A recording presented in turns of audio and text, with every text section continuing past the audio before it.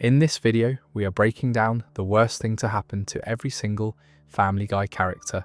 This is a long one, so sit back, relax, and let's get into it. Family Guy has been on the air since January 31st, 1999. That is over 25 years of television, over 440 episodes across 24 seasons. Most people know Family Guy for the cutaway gags, the random flashbacks, Peter fighting the giant chicken, Conway Twitty playing for 3 straight minutes while the audience sits there wondering what is happening. That is the surface-level version of Family Guy that most casual viewers remember. But underneath all of those jokes and all of that absurdist humour, the show has put its characters through genuinely devastating things. We are talking about permanent injuries, deaths that stick, betrayals that reshape entire relationships, abuse that the show sometimes plays for laughs and sometimes plays completely straight with no jokes at all. And when Family Guy decides to go dark, it goes darker than almost any other animated comedy on television. This video is going to walk through every major character in the show and identify the single worst thing that has ever happened to them. We are covering the entire Griffin family. We are covering the neighbours. We are covering the key recurring characters who have been part of this show for decades. Every single entry is sourced from specific episodes with season and episode numbers, so you can go back and verify everything yourself. Nothing in this video is made up or exaggerated. These things actually happened in the show. And here is something interesting. When you line up all of these worst moments next to each other, you start to see a pattern. Family Guy is not just a comedy. It is a show about deeply broken people who keep choosing to stay together despite the horrible things they do to each other and the horrible things that happen to them. That is actually the core of the show when you strip away all the jokes. So let's start with the character who has arguably suffered the most consistent abuse in the entire series. And no, it is not who you think. We are starting with Meg Griffin. Meg Griffin is the oldest child in the Griffin family.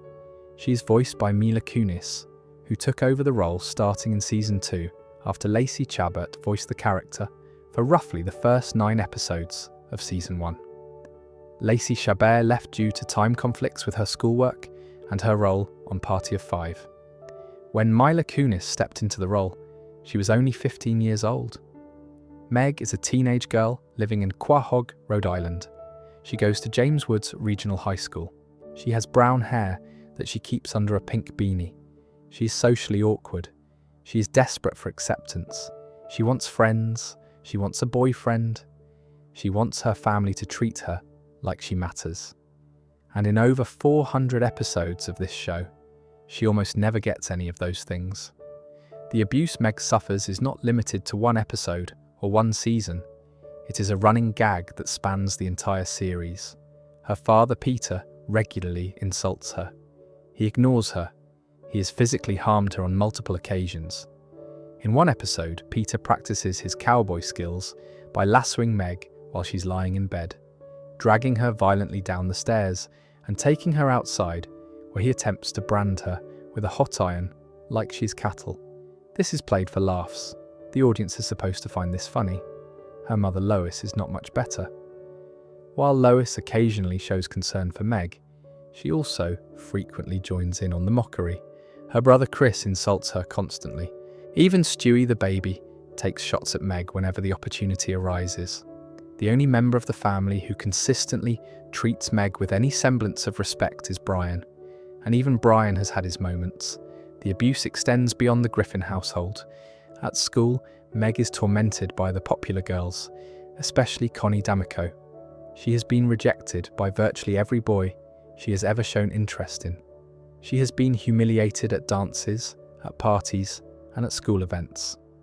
In the season 4 episode called Don't Make Me Over, Meg asks a boy named Craig Hoffman out on a date, and he turns her down flat. Her family tries to help by getting her a makeover at the mall.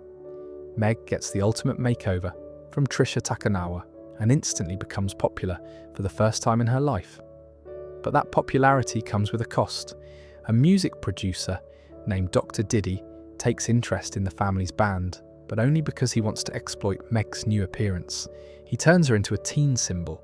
The family travels to New York to perform on Saturday Night Live. While there, Meg is seduced by Jimmy Fallon. She loses her virginity to him on live television. The entire encounter is broadcast to the nation, while Fallon keeps glancing at the camera and laughing. Peter attacks Fallon on stage, not because his daughter was exploited, but because Peter dislikes his acting. Meg goes home and reverts to her old appearance, saying that being beautiful is too much work.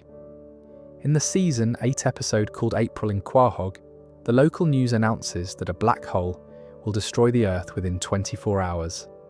The entire town believes they're going to die. People start living out their final wishes. The Griffin family gathers in front of the television for what they believe are their last moments alive. And in that moment, as the countdown reaches its final seconds, Peter turns to Lois and confesses something. He tells her he secretly hates being around his children. This is not a joke. This is not a cutaway gag. He says it directly to their faces. The countdown ends, and it turns out to be an April Fool's prank. The world is not ending, but the confession already happened. Meg, Chris, and Stewie all heard their father say he does not want them around. The rest of the episode follows Peter trying to win back his children's respect. In Season 12, Episode 10, there is a background gag where Meg is shown having hanged herself in her room while Peter bids goodnight to the other children. Peter does not notice, nobody notices. It is treated as a throwaway visual joke. In Season 12, Episode 11, called Brian's a Bad Father, Peter considers suicide, and Meg offers him helpful advice on methods, not emotional support, not concern. She gives him practical tips on how to kill himself, as if this is a normal thing for a daughter to do. But the single worst thing that ever happened to Meg Griffin takes place in Season 10, Episode 2. The episode is called Seahorse Seashell Party. It aired in 2011, and it is one of the most discussed episodes in the entire series, not because it's funny, but because of what it reveals about Meg's role in the family. The setup is simple. A hurricane hits Quahog, the power goes out, the television stops working, the Griffin family is trapped inside their house with nothing to do. Meanwhile, Brian decides to eat psychedelic mushrooms and goes on a trip in another part of the house. Stewie follows him around, trying to keep him safe, while Brian hallucinates and does bizarre things like cutting off his own ear. The rest of the family is stuck in the living room together. They are bored, they are irritable, and they start picking on Meg. Peter is humming the theme from Indiana Jones and The Last Crusade when Meg opens a can of soda. The noise annoys Peter, and he snaps at her. This is the moment where something inside Meg finally breaks. For the first time in the entire series, Meg fights back. She turns on Peter and unloads years of repressed anger on him. She points out every single one of his faults. She calls him a terrible father. She tells him he is negligent, selfish, and cruel. Peter tries to laugh it off, but Meg does not stop. Lois and Chris try to jump in and defend Peter, but Meg turns on them too. She tears into Lois. She points out that Lois is narcissistic, that she only cares about herself, that she uses her children as props. Meg's attack on Lois is devastating. She tells her mother that when she turns 18, she does not know if she's going to want to be around any of them ever again. When Peter tries to inject some humour into the situation with a comment, Meg brings up that his own faults may be the worst of all. She tells him that his kids are a disaster.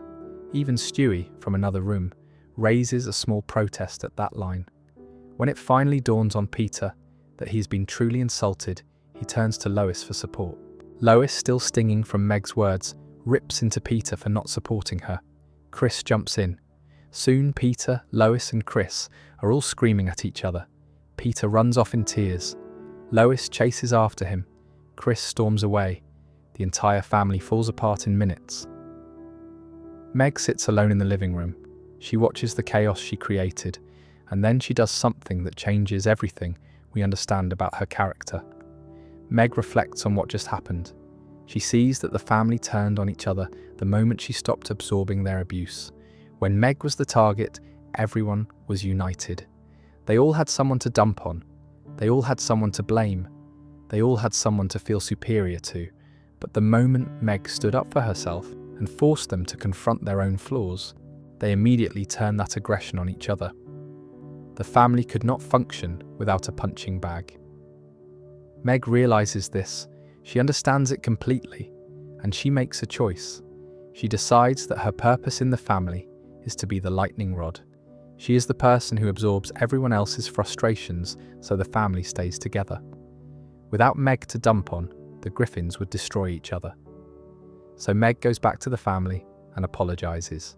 She takes the blame for the fight. She lets them dump their anger on her again. She allows them to scapegoat her. The family immediately feels better. They go back to normal. Everyone is happy again. Everyone except Meg. This is Meg's worst moment, not because someone did something terrible to her, not because she was humiliated or hurt by someone else. Meg's worst moment is the moment she realized she has the power to change her situation. She has the ability to stand up for herself. She has the strength to demand respect, and she chose not to. She looked at the truth, understood it completely, and decided to keep suffering. She volunteered to be the family's punching bag because she believed the alternative was worse. That is darker than any physical injury. That is darker than any joke about Meg being ugly or unpopular. The show revealed that Meg is not stupid. She is not oblivious. She knows exactly what her family does to her. She knows it is wrong, and she accepts it anyway because she has decided that keeping her family together is more important than her own dignity. The episode received significant attention from fans and critics precisely because of this ending. Some viewers saw it as a realistic portrayal of how certain family members sacrifice themselves to keep dysfunctional households functioning. Others saw it as the show going too far, essentially arguing that the victim of abuse should keep accepting abuse for the greater good. Either way, it was the most honest the show had ever been about Meg's role in the Griffin family. In later seasons, Meg has had moments of rebellion. In the season 12 episode called A Fistful of Meg, she is challenged to a fight by a dangerous new kid named Mike, who has been terrorizing the school. Mike abused Neil Goldman in front of everyone. When Meg accidentally bumps into him and spills her lunch tray on him, he challenges her to fight the following Friday. Meg is terrified. She tries everything to get out of it. She considers transferring schools. She tries to get expelled. She hires jocks to protect her, but Mike beats them all up. Even her own friends abandon her. Meg cries over her situation until Glenn Quagmire, who happens to be in the girls' restroom for reasons that are very Quagmire, offers to help her. Quagmire reveals that his own motivation comes from being bullied as a young person. He teaches Meg how to fight. She ultimately faces Mike and wins. But this is a rare victory in a life defined by losses. In season 22, episode 8, called Baking Sad, Meg discovers that crying into cookie batter makes the cookies taste extraordinary. She starts a business called Meg Ahoy with Stewie, Chris and Brian. The cookies become a hit. Carter Pewterschmidt offers a $50,000 catering deal. But when Meg becomes too happy to cry, the cookies lose their magic. A therapist tells Meg that her happiness came not from the business, but from the quality time she got to spend with her siblings. They all agree to value her happiness over money. It is a sweet moment. But even this episode is built on the premise that Meg's suffering is what makes her valuable. Her tears are literally the secret ingredient. The moment she stops being miserable, the product fails. In season 13, episode 9, called This Little Piggy, Meg discovers she can succeed as a model, but only because her job caters to people with a foot fetish. She's not valued for her face, her personality, or her talent. She is valued for her feet. When her parents find out, they demand she stop. Meg stands up to them for once and walks out, but ultimately, she returns to the family. The pattern repeats across every season. Meg gets a win. Meg gets knocked down. Meg comes back to the family. She always comes back. And after Seahorse Seashell Party, we know why. She comes back because she has decided that the family needs her to come back. She is not returning because she is weak. She is returning because she has made a conscious decision that her suffering serves a purpose. That makes Meg Griffin one of the most tragic characters in the entire show. She is not a victim of bad luck. She is not a victim of circumstance. She is a volunteer. She chose this life, and she keeps choosing it every single day. Before we move on, make sure to subscribe if you're enjoying this breakdown. Moving on, we have the character whose worst day changed his body permanently. He did not get to choose his suffering. It was forced on him, and his own wife could not even stick around to help him through it. We're talking about Joe Swanson. Joe Swanson is a paraplegic police officer who lives at 33 Spooner Street in Quahog, Rhode Island. He is voiced by Patrick Warburton. Joe is married to Bonnie Swanson, voiced by Jennifer Tilly, and they have 2 children, a son named Kevin and a daughter named Susie. Joe is known for his macho personality, his explosive anger, and his absolute refusal to let his disability define him. He is the 4th member of the core friend group, alongside Peter, Quagmire, and Cleveland. Joe first appeared in Season 1, Episode 5, called A Hero Sits Next Door. In that episode, Peter needs a replacement player for a company softball game. He discovers that his new neighbour Joe won many baseball awards in the past and convinces him to play. When Joe shows up the next morning, Peter realises for the first time that Joe is in a wheelchair.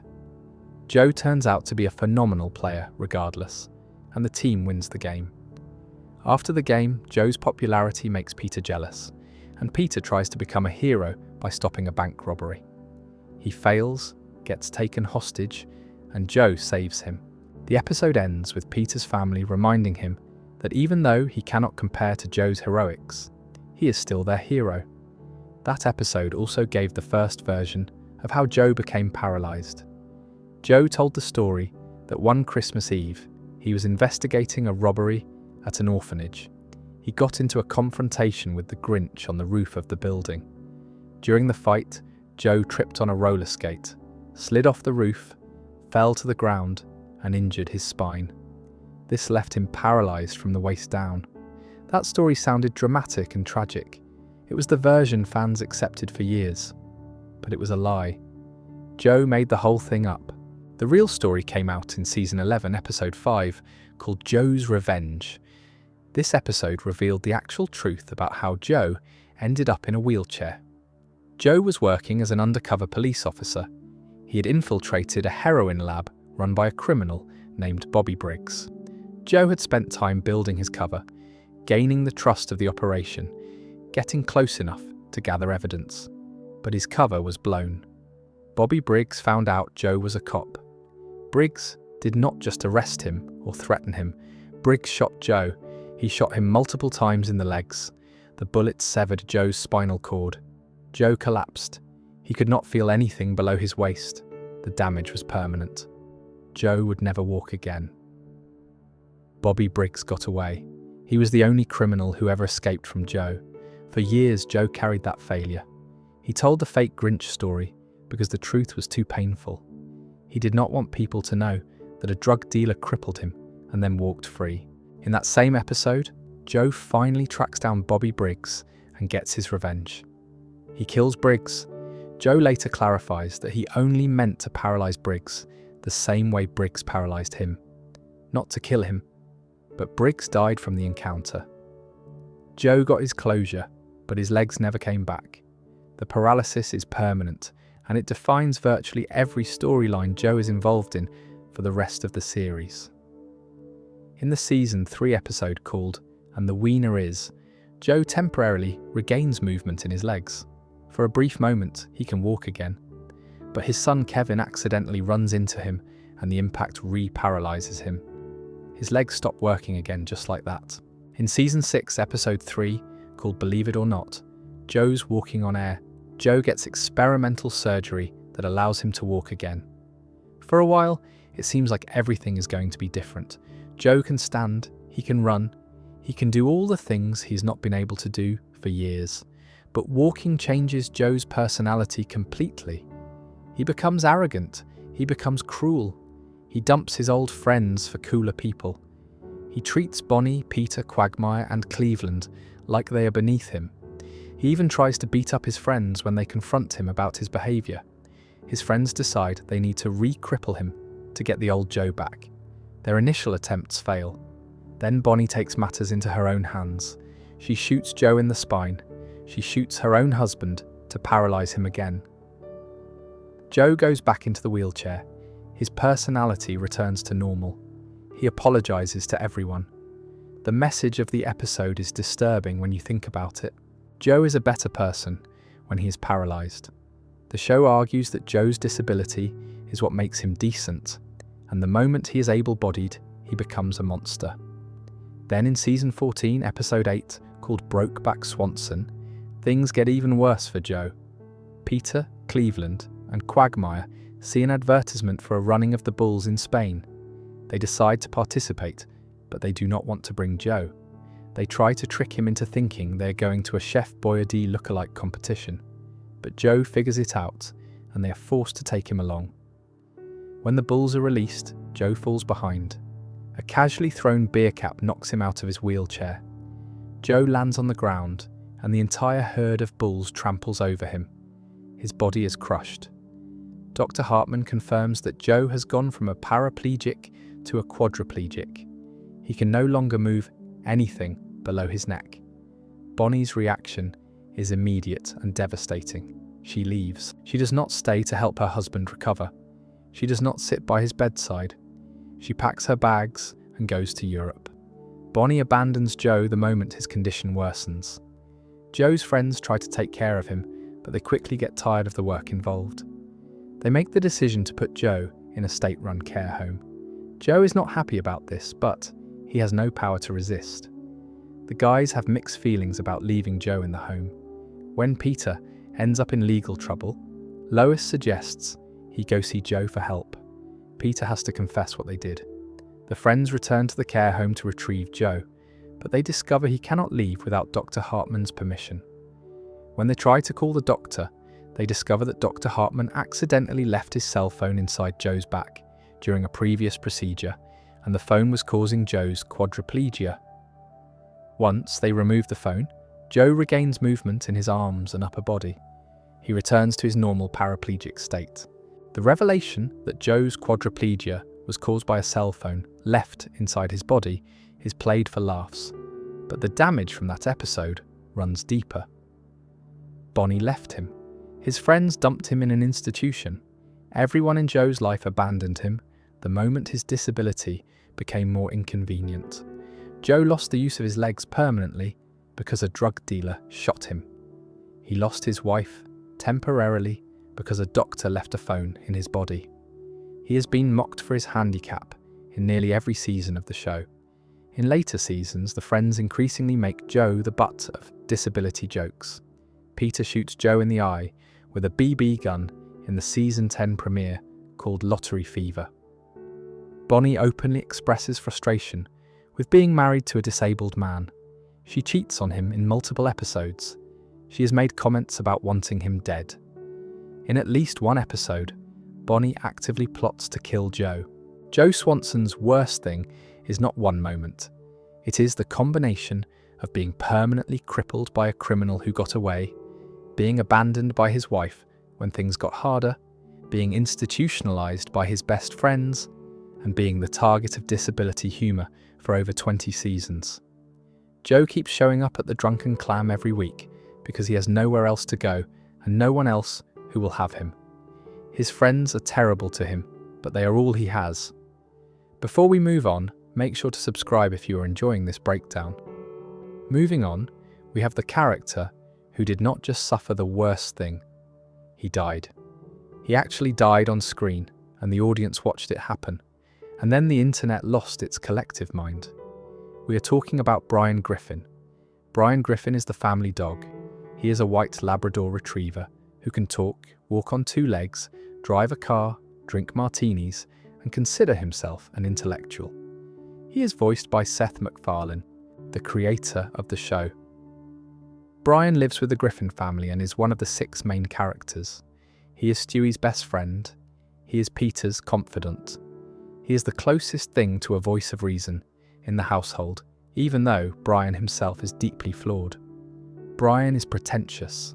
He fancies himself a great writer, even though his novel, called Faster Than the Speed of Love, was universally panned. He is an alcoholic. He dates women half his age and then wonders why the relationships fail.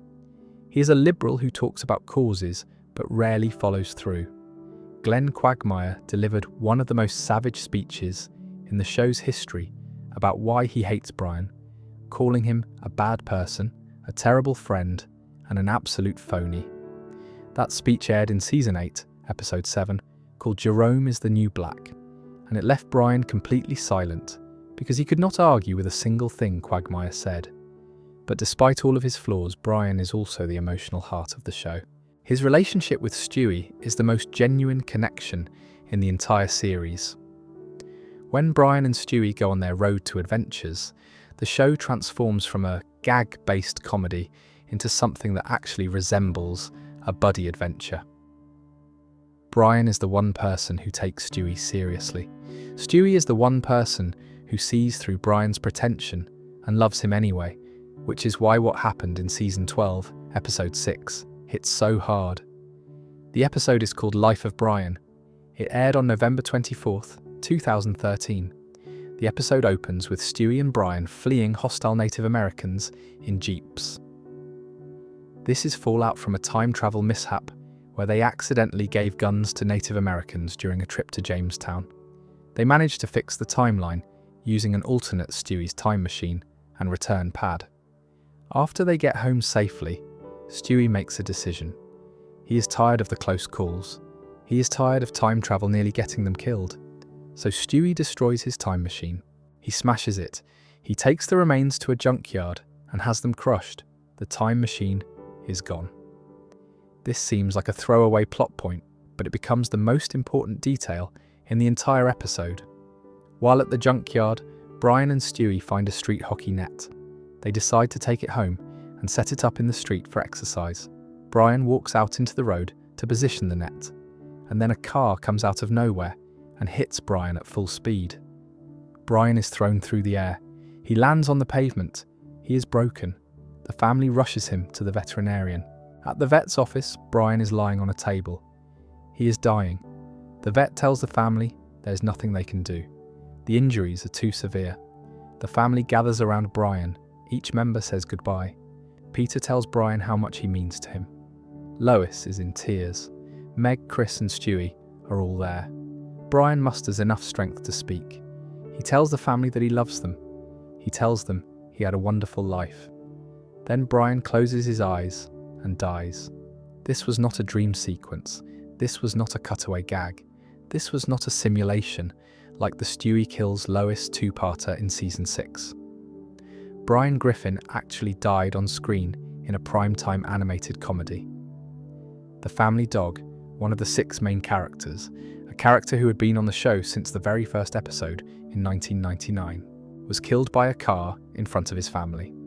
The fallout was enormous. Fans were furious. Social media exploded with outrage. A petition was started on change.org demanding that the show's writers bring Brian back. That petition gathered over 128,000 signatures. Entertainment news outlets covered the death as a major cultural event. People who did not even watch Family Guy regularly were talking about it.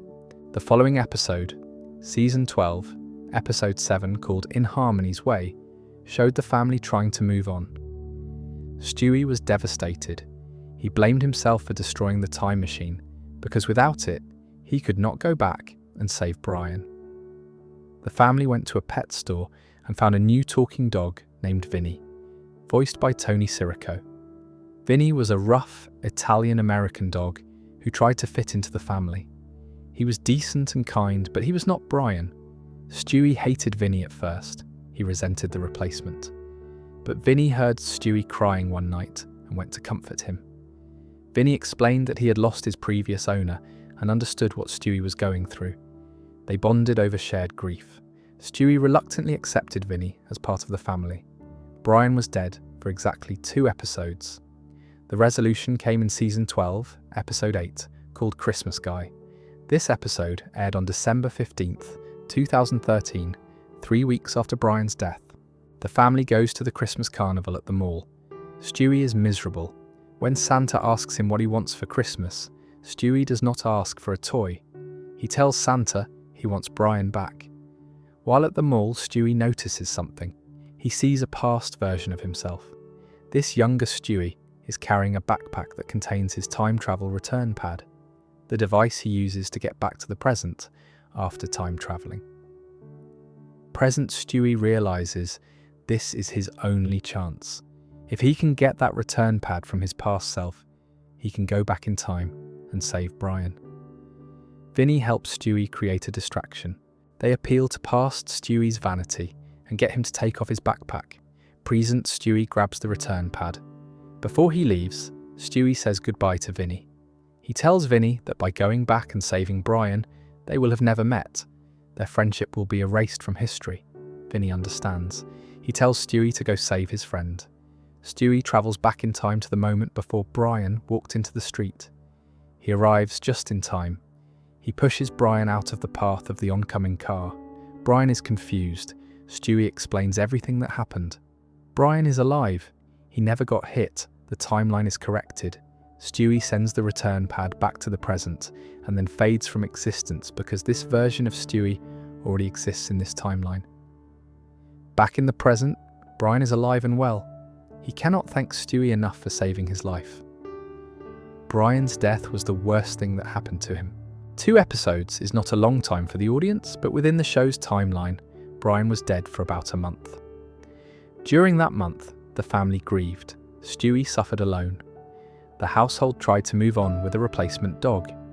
Brian's death proved that Family Guy could be genuinely devastating when it committed to a serious storyline. But the death also revealed something deeper about Brian's importance. Without Brian, Stewie had no one. Peter had friends at the Clam. Lois had her own life. Meg had her suffering. Chris had his obliviousness. But Stewie only had Brian. When Brian died, Stewie was so desperate that he literally broke the laws of time to bring him back. That is how much Brian means to Stewie. Their friendship is the one thing in the entire show that neither character can survive without. Brian came back, he got to live. But the 2 episodes where he was gone remain some of the most emotionally raw material in Family Guy's entire history. And the fact that Brian's death was caused by something as random and mundane as a car accident made it even more painful. Brian did not die saving the world. He did not die in a heroic battle. He died setting up a hockey net in the street. He died doing something ordinary. And that is what made it feel real. Before we move on, make sure to subscribe if you're enjoying this breakdown. Moving on, we have the character whose worst moment is widely considered the darkest episode in the entire series. This is not about jokes. This is not about gags. This is about a man watching his sister get beaten by her boyfriend and not being able to stop it through legal means. We are talking about Glenn Quagmire. Glenn Quagmire is an airline pilot who lives at 29 Spooner Street in Quahog, right next door to the Griffins. He is voiced by Seth MacFarlane. Quagmire is defined by one thing above all else. He is obsessed with sex. His catchphrase is giggity. He has slept with hundreds, possibly thousands of women over the course of the series. He is a walking collection of fetishes, perversions, and inappropriate behaviour that the show plays for laughs in almost every episode he appears in. But beneath all of that comedy, Quagmire has a genuine emotional core. He cares deeply about his friends. He cares deeply about his family. And when the show decides to take Quagmire seriously, the results are some of the most powerful moments in the entire series. The worst thing that ever happened to Quagmire is the subject of what many fans and critics consider to be the single darkest episode Family Guy has ever produced. The episode is Season 10, Episode 3. It is called Screams of Silence, the story of Brenda Q. It aired in 2011, and it is unlike almost anything else the show has ever done. The episode opens with Peter and Joe returning from a fishing trip. Quagmire was supposed to be with them, but he was suspiciously absent. They go to check on him and discover that he tried to hang himself. The show initially presents this as autoerotic asphyxiation, which is on brand for Quagmire's character. He is taken to the hospital to recover. While Quagmire is unconscious in the hospital, his sister Brenda arrives to visit him. She brings her boyfriend Jeff with her. This is the first time the audience meets Jeff. He is immediately unsettling. He is controlling. He is aggressive. He talks over Brenda. He makes demands. He treats her like property rather than a person. Brenda sings Quagmire a childhood nursery rhyme while he's unconscious, and it helps him wake up. Despite Jeff's complaints, Brenda agrees to stay and take care of her brother while he recovers. The family moves into the neighborhood temporarily, and that is when the problems become visible to everyone. Jeff verbally abuses Brenda constantly. He screams at her. He belittles her in front of other people. The entire neighborhood can hear his rants at night. Nobody can sleep because Jeff is yelling at Brenda through the walls. This is not subtle. This is not hidden behind closed doors. Everyone on Spooner Street knows what is happening inside that house. Lois tries to intervene. She takes Brenda out to a restaurant for a day away from Jeff. While they are eating, Lois notices that Brenda is wearing sunglasses indoors. Lois asks her to take them off. Brenda hesitates. Lois insists. When Brenda finally removes the sunglasses, Lois sees it. Jeff gave Brenda a black eye. He punched her in the face hard enough to leave a visible bruise that she has been hiding behind dark glasses. Brenda tries to justify Jeff's behaviour. She makes excuses. She says he did not mean it. She says it was her fault. She says he is working on it. Lois is disgusted. She recognises the pattern. She knows Brenda is trapped in a cycle of abuse. But Brenda will not listen. She has been conditioned to defend her abuser. At the Drunken Clam, the guys discuss the situation. Quagmire is worried. He tells his friends that he is scared Jeff is going to kill Brenda one day. He has seen the bruises. He has heard the screaming. He knows this is escalating. Joe, who is a police officer, tells Quagmire the hard truth. There is nothing he can do legally until after something happens. The police cannot intervene in a domestic situation unless a crime has been reported. Brenda is not going to report Jeff. She is too afraid. She is too deep in the cycle. Joe suggests an intervention. They gather the friends and family together to confront Brenda about her relationship. The intervention goes badly. Meg suggests that Brenda try to change Jeff, which is useless advice. Chris gets confused by the format. Peter changes the topic to smoking cigarettes. But Quagmire cuts through all of the noise and makes a heartfelt, genuine plea to his sister. He begs her to leave Jeff. He tells her she deserves better. He tells her he loves her. For a moment it seems to work. Brenda looks moved. She seems like she might actually listen. Then Jeff walks in. The moment Jeff appears, everything collapses. Jeff takes one look at the intervention and shuts it down. He does not argue, he does not reason. He just takes control of Brenda, and that is the end of the discussion. Then Jeff has Brenda announce something that changes the entire dynamic. Brenda is pregnant. She is carrying Jeff's child, and they're getting married. Quagmire is devastated. His sister is pregnant with her abuser's baby, and she's about to marry him. The situation has gone from dangerous to catastrophic. That night, the guys are playing cards at Quagmire's house. Glenn is spiralling. He cannot stop thinking about what Jeff is doing to his sister. Peter makes an offhand comment about how he wishes they could just beat Jeff up. Quagmire does not just agree with the sentiment, he takes it further. He says they should kill Jeff.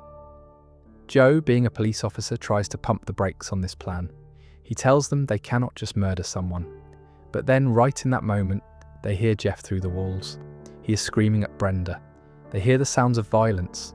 Jeff is hitting Brenda again. Joe stops objecting. All three of them agree. Jeff has to go. The guys invite Jeff on a late-night hunting trip. They drive deep into the woods. The plan is simple: wait for the right moment and shoot him. But Jeff is not stupid.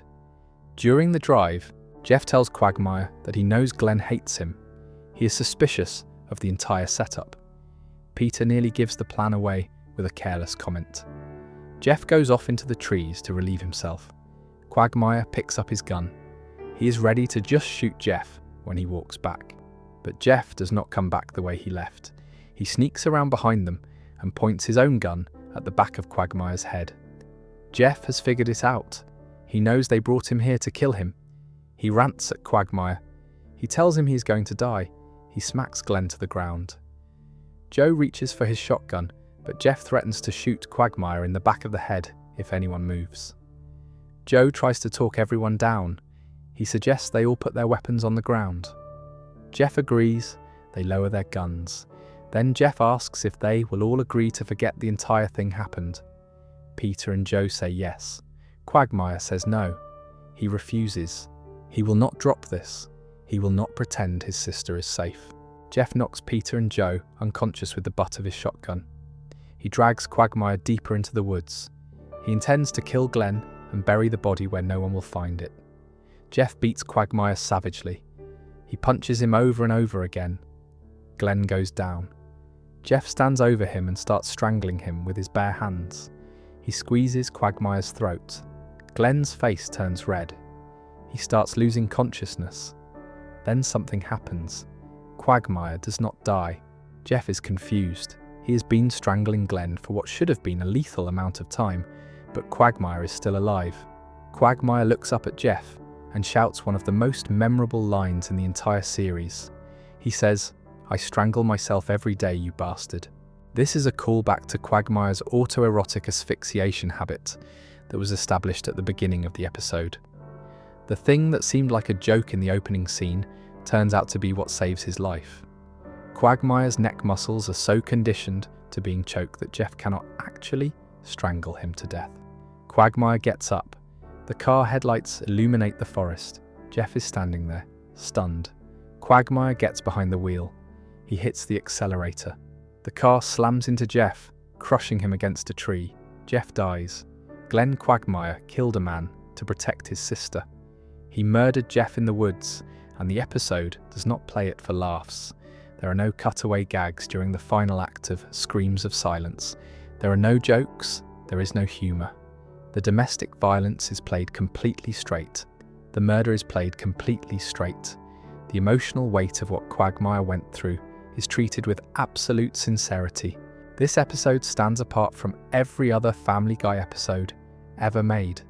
It is the only time the show fully committed to a serious dramatic storyline for an entire act without breaking the tension with a joke. And it centres on Quagmire, a character who in every other episode exists entirely for sexual comedy. The fact that the show's most emotionally devastating episode belongs to its most comedic character is what makes it land so hard. The Brenda episode is not the only terrible thing that happened to Quagmire. In Season 12, Episode 3, Quagmire meets a woman named Sonia, who drugs him, handcuffs him to a bed, and uses him for sex against his will. At first, Quagmire thinks he's found his soulmate because her behaviour aligns with his fetishes. But Sonia escalates. She locks him in a storage container. She disappears with him for days. His friends have to track him down and rescue him. Joe disarms Sonia and arrests her. This episode deals with male sexual abuse, something television rarely addresses. In Season 16, Episode 19, called The Unkindest Cut, Quagmire's penis is bitten off by a shark during a skiing trip. He's so devastated that he takes up ventriloquism as a cover for attempting to kill himself. His friends intervene and stop him from going through with it. Quagmire also discovers he has a teenage daughter he never knew about. His father undergoes gender reassignment surgery to become a woman named Ida, which Glenn struggles to accept. His friends are shot by Peter. He is humiliated in dozens of episodes, but the Brenda episode is the one that defines Quagmire's worst moment. Watching his sister get beaten, being told by the law that there is nothing anyone can do about it, trying and failing to reach her through an intervention, and then being forced to take the law into his own hands and kill a man in the woods to keep his sister alive. That is the darkest thing that has ever happened on Family Guy, and it happened to the Giggity guy. Before we move on, make sure to subscribe if you are enjoying this breakdown. Moving on, we have the character who lost everything because of betrayal. He lost his wife to his best friend. He lost his home. He lost his dignity. And the worst part is, he was too gentle to fight back. We are talking about Cleveland Brown. Cleveland Brown is Peter's neighbour and one of his closest friends. He lives on Spooner Street. He was originally voiced by Mike Henry from the first season through season 19. Mike Henry stepped down from the role in 2020, publicly stating that persons of colour should play characters of colour. Arif Zahir was announced as the replacement on September 25th, 2020, and took over the voice beginning with season 20. Cleveland is defined by one core personality trait. He is calm, he is gentle, he is soft-spoken to the point where other characters question whether he has emotions at all. Cleveland does not yell. Cleveland does not fight. Cleveland does not cause scenes. He is the opposite of Peter in almost every way. While Peter is loud, impulsive and destructive, Cleveland is quiet, measured and patient. This makes Cleveland a great friend, but it also makes him a target. The worst thing that ever happened to Cleveland takes place in Season 4, Episode 5, called the Cleveland-Loretta Quagmire. At this point in the series, Cleveland is married to his first wife, Loretta. They live together in the house on Spooner Street. Their marriage is not perfect, but it is stable. Cleveland loves Loretta. The episode starts with Peter inviting his friends on a fishing trip aboard his boat. While on the boat, Quagmire catches a fish that lands inside Loretta's shirt. She invites Quagmire to reach in and pull it out. Cleveland walks by during this moment, casually says hello to Glenn, and moves on. He does not suspect anything. He trusts his wife. He trusts his friend. But something starts between Loretta and Quagmire after that moment.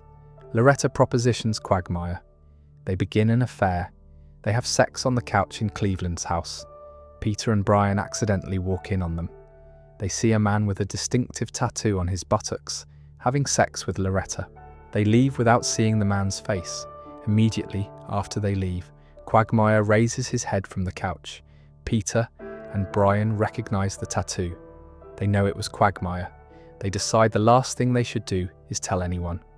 Then they immediately tell everyone. They tell Lois, Bonnie, Joe, and eventually Quagmire himself that Loretta is having an affair. Peter volunteers to deliver the news to Cleveland. He brings Brian with him to the Drunken Clam. Peter tells Cleveland what happened in his typical fashion, with far too many unnecessary details. Cleveland's reaction is the most disturbing part of the entire episode. He does not get angry. He does not cry. He does not throw anything. Cleveland receives the news that his wife has been sleeping with his best friend, and he barely reacts. He just sits there. He processes it calmly. He goes home and confronts Loretta in his usual mild-mannered way. He asks her if it is true. Loretta does not deny it. She does not apologize. She turns it around on Cleveland. She tells him she needs a real man. She says Cleveland is not enough for her. She kicks him out of his own house. Cleveland apologizes. His wife cheated on him with his best friend, and Cleveland apologizes to her. He says sorry for not being enough. He leaves his own home without raising his voice. The Griffins invite Cleveland to stay at their house. Lois tells Peter that Cleveland does not seem affected by what happened. She says he needs to express his feelings. Peter tries to help by taking Cleveland to a wrestling match to get his blood pumping. It does not work on Cleveland, but it works on Peter. Then Peter discovers that Quagmire was the one who slept with Loretta. Peter and Brian confront Quagmire, but when they tell Cleveland, he once again shows almost no reaction. Lois gives Cleveland a speech about how sometimes women want men to stand up for them. She tells him Loretta wants to see that he cares enough to fight. Cleveland takes this advice. He becomes enraged. He goes after Quagmire with a baseball bat. He chases Quagmire around his house. He corners him on the lawn. Quagmire is cowering on the ground, completely at Cleveland's mercy. And then Cleveland stops. He lowers the bat.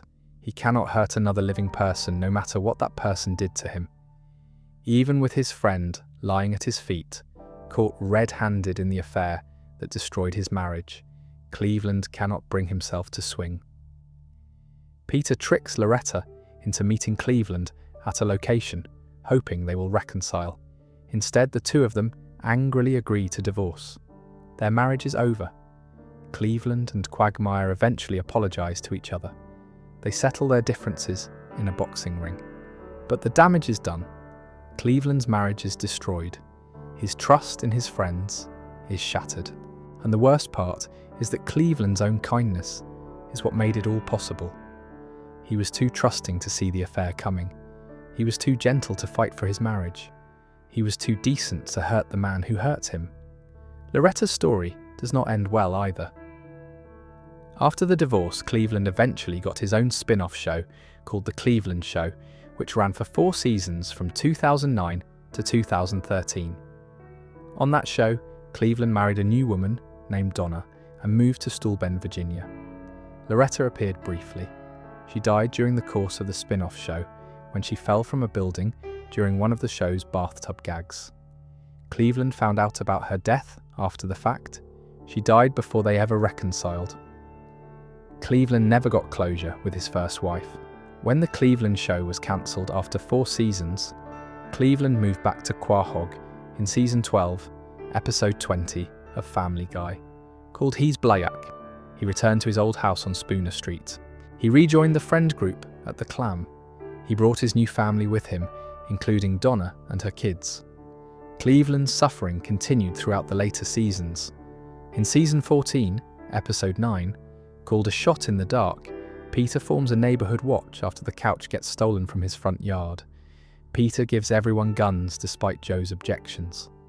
One night, Peter sees a shadowy figure entering Cleveland's house through a window. Peter shoots.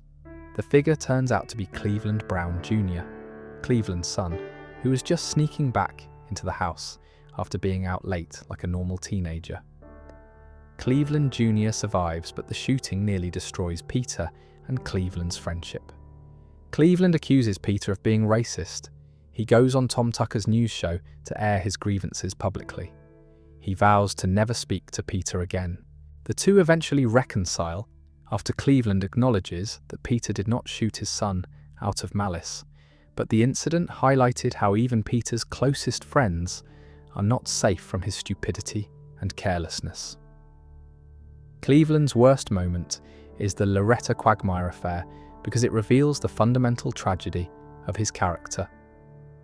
Cleveland is too good for the world he lives in. He is a gentle person, surrounded by people who take advantage of gentleness. His wife left him because he was not aggressive enough. His best friend slept with his wife because Quagmire could not control himself. And when Cleveland had the chance to hurt the man who destroyed his marriage, he could not do it because violence goes against every fibre of who he is. That makes Cleveland one of the most sympathetic characters in the entire show, and also one of the most tragic. Before we move on, make sure to subscribe if you are enjoying this breakdown. Moving on, we have a character whose worst moment is not physical pain or betrayal. It is something far more existential. It is the moment a baby genius realised everything he thought he was might be a lie. We are talking about Stewie Griffin. Stewie Griffin is the youngest member of the Griffin family. He is 1 year old, he is a baby. He is also a genius with an IQ that dwarfs every other character in the show. Stewie can build time machines, he can construct weapons, he can manipulate DNA. He can speak in full sentences with a sophisticated vocabulary and a distinctive English accent. He has tried to kill his mother Lois on multiple occasions. He has travelled through time. He has visited alternate dimensions. He has cloned himself. He is simultaneously the most dangerous and the most vulnerable character on the entire show. Stewie is voiced by Seth MacFarlane, the creator of Family Guy. MacFarlane has said in interviews that Stewie's voice is inspired by Rex Harrison, the English actor who starred in My Fair Lady. That voice, that accent, that entire persona has defined Stewie's character since the very first episode in 1999. For 16 seasons, the audience accepted Stewie as a baby evil genius with a British accent, and nobody questioned it. Then came season 16, episode 12. The episode is called Send in Stewie Please. It was the 300th episode of Family Guy, and it changed everything we thought we knew about Stewie Griffin. The episode is structured unlike any other Family Guy episode. There are no cutaway gags. There is no B-plot. There is no Peter story, or Lois story, or Quagmire story. The entire 22 minutes take place in a single room. Stewie has been sent to the office of his school's child psychologist, a man named Dr. Cecil Pritchfield. Stewie sits down, and the conversation begins. At first, Stewie does what Stewie always does. He is witty, he is sarcastic, he is defensive, he makes jokes. He tries to control the conversation. He analyses the doctor right back, deducing details about the man's personal life, including his gay relationship, with remarkable accuracy. It is classic Stewie behaviour. He is smarter than the adult in the room, and he wants everyone to know it. But Dr. Pritchfield does not take the bait. He does not get flustered. He does not play Stewie's games. Instead, the doctor makes a simple observation. He tells Stewie that he is lonely. That one word cracks Stewie's entire facade. He starts crying. The tears are real. The pain is real. Stewie admits that he is an outcast at school. He admits that he pushed a student down the stairs. He admits that he does not know how to connect with other children because he is fundamentally different from all of them. He is smarter than the other kids. He thinks on a level they cannot comprehend, and that intelligence isolates him completely. The conversation deepens. Dr. Pritchfield asks Stewie about his sexuality. Stewie claims he is heterosexual, but the conversation suggests otherwise. He admits that he plucks his hair from anxiety. He discusses his former fascination with world domination and admits that it was never really about taking over the world. It was about control. It was about creating a world where Stewie had power, because in the real world, he has none. He is a baby. Nobody listens to a baby. Nobody takes a baby seriously. So Stewie invented a version of himself that demanded to be taken seriously. Then comes the moment that redefines the entire character. The Doctor shares a story about his own childhood. He grew up during the London Blitz in World War II. He lost his parents. He was passed from home to home until he ended up in an orphanage. He coped by becoming someone he was not. He created a persona to protect himself from the pain of being unwanted. He tells Stewie that he understands what it is like to be an outcast and to compensate by pretending to be someone else. Stewie listens, and then he does something he has never done in 16 seasons of television. He drops the accent. Stewie speaks in his natural voice. He does not sound British. He does not sound sophisticated. He sounds like a regular American kid. The accent that defined Stewie Griffin for nearly 2 decades was fake. It was a defense mechanism. It was armor. Stewie created the persona of the evil genius baby with the English accent because the alternative was being himself. And being himself meant being ordinary, being vulnerable, being just another kid who feels alone and scared and confused about who he is. For a few minutes, the real Stewie exists in that room. No accent, no bravado, no weapons or time machines or plans for world domination. Just a scared little boy who does not know who he is supposed to be. He considers allowing his true self to come out permanently. He thinks about dropping the act forever. Then he reconsiders. If he drops the persona, he becomes just like everyone else. And the thing Stewie fears more than anything is being ordinary. So he puts the accent back on. He rebuilds the facade. He returns to being the Stewie the audience knows. The evil genius. The baby with the British voice. The character who plans to kill his mother. But now the audience knows the truth. Everything they have been watching for 16 seasons was a performance. Stewie Griffin is not really a supervillain baby. He is a lonely, confused child who built an elaborate personality to protect himself from a world that does not understand him. The episode ends with a dark twist. Dr. Pritchfield begins having heart trouble during the session. He is dying. Stewie watches it happen. The doctor has seen through Stewie's facade. He knows the truth about who Stewie really is, and Stewie allows him to die. He lets the one person who understood him pass away so that his secret remains protected. As the doctor dies, his gay husband calls to demand a divorce. That night, Brian sleeps next to Stewie. Stewie whispers that he has done something awful, but does not elaborate. This episode is Stewie's worst moment because it reveals the totality of his suffering. Stewie is not just a character who has bad things happen to him. Stewie is a character whose entire existence is a lie he tells himself to survive. He is afraid of death. He's afraid of being ordinary. He's afraid he might be gay in a world that might not accept him. He has no real friends except Brian. He builds time machines and weapons, not because he's a genius who wants to conquer the world, but because a scared child needs something to hide behind. This is reinforced by other episodes throughout the series. In Season 8, Episode 17, called Brian and Stewie, the two characters are locked inside a bank vault overnight. This episode aired on May 2nd, 2010. It was broadcast commercial-free. There are no cutaway gags. There is no music. It is just Brian and Stewie talking for 22 minutes in a locked room. During the conversation, Brian reveals that he keeps a gun in his safety deposit box at the bank. Stewie asks why.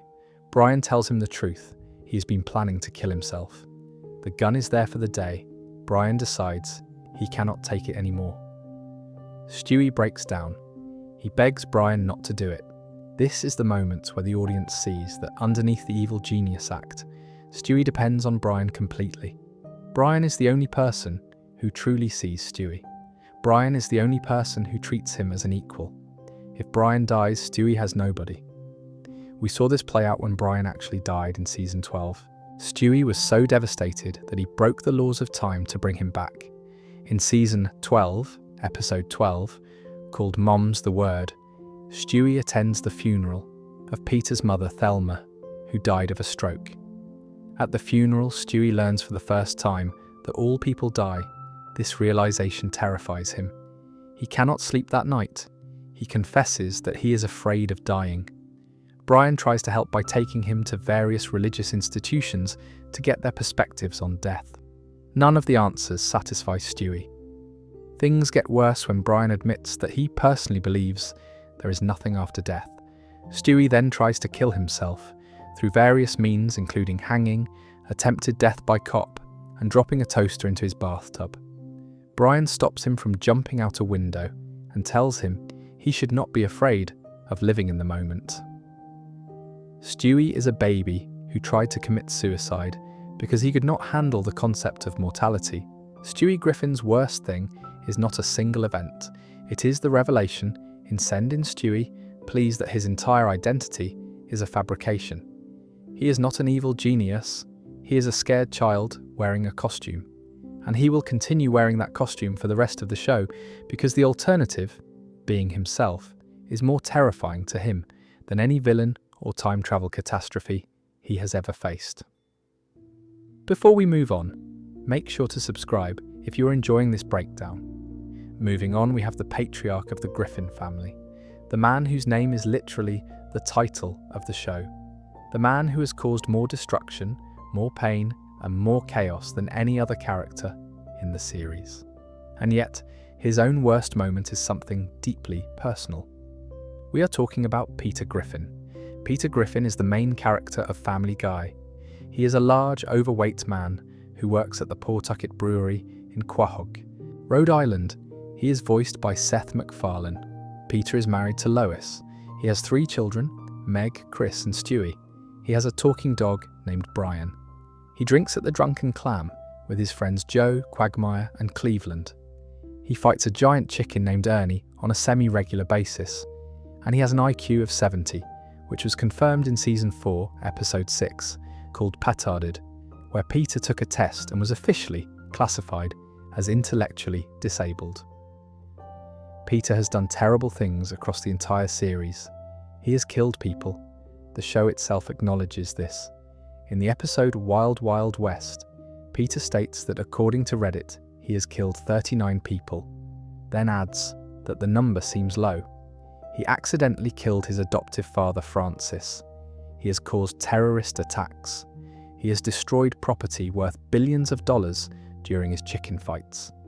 He has neglected his children, abused his daughter, humiliated his wife, and endangered his friends in virtually every episode. But the worst thing that happened to Peter is not something he did to someone else. It is something that was done to him, and it happened over the course of his entire life. Peter's story begins with a lie.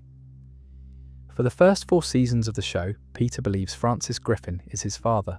Francis is a devout Catholic man who is cruel, judgmental, and emotionally abusive to Peter. Francis never showed Peter affection. He belittled Peter constantly.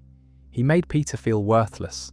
Peter spent his entire childhood trying to earn the love of a father who treated him like a disappointment.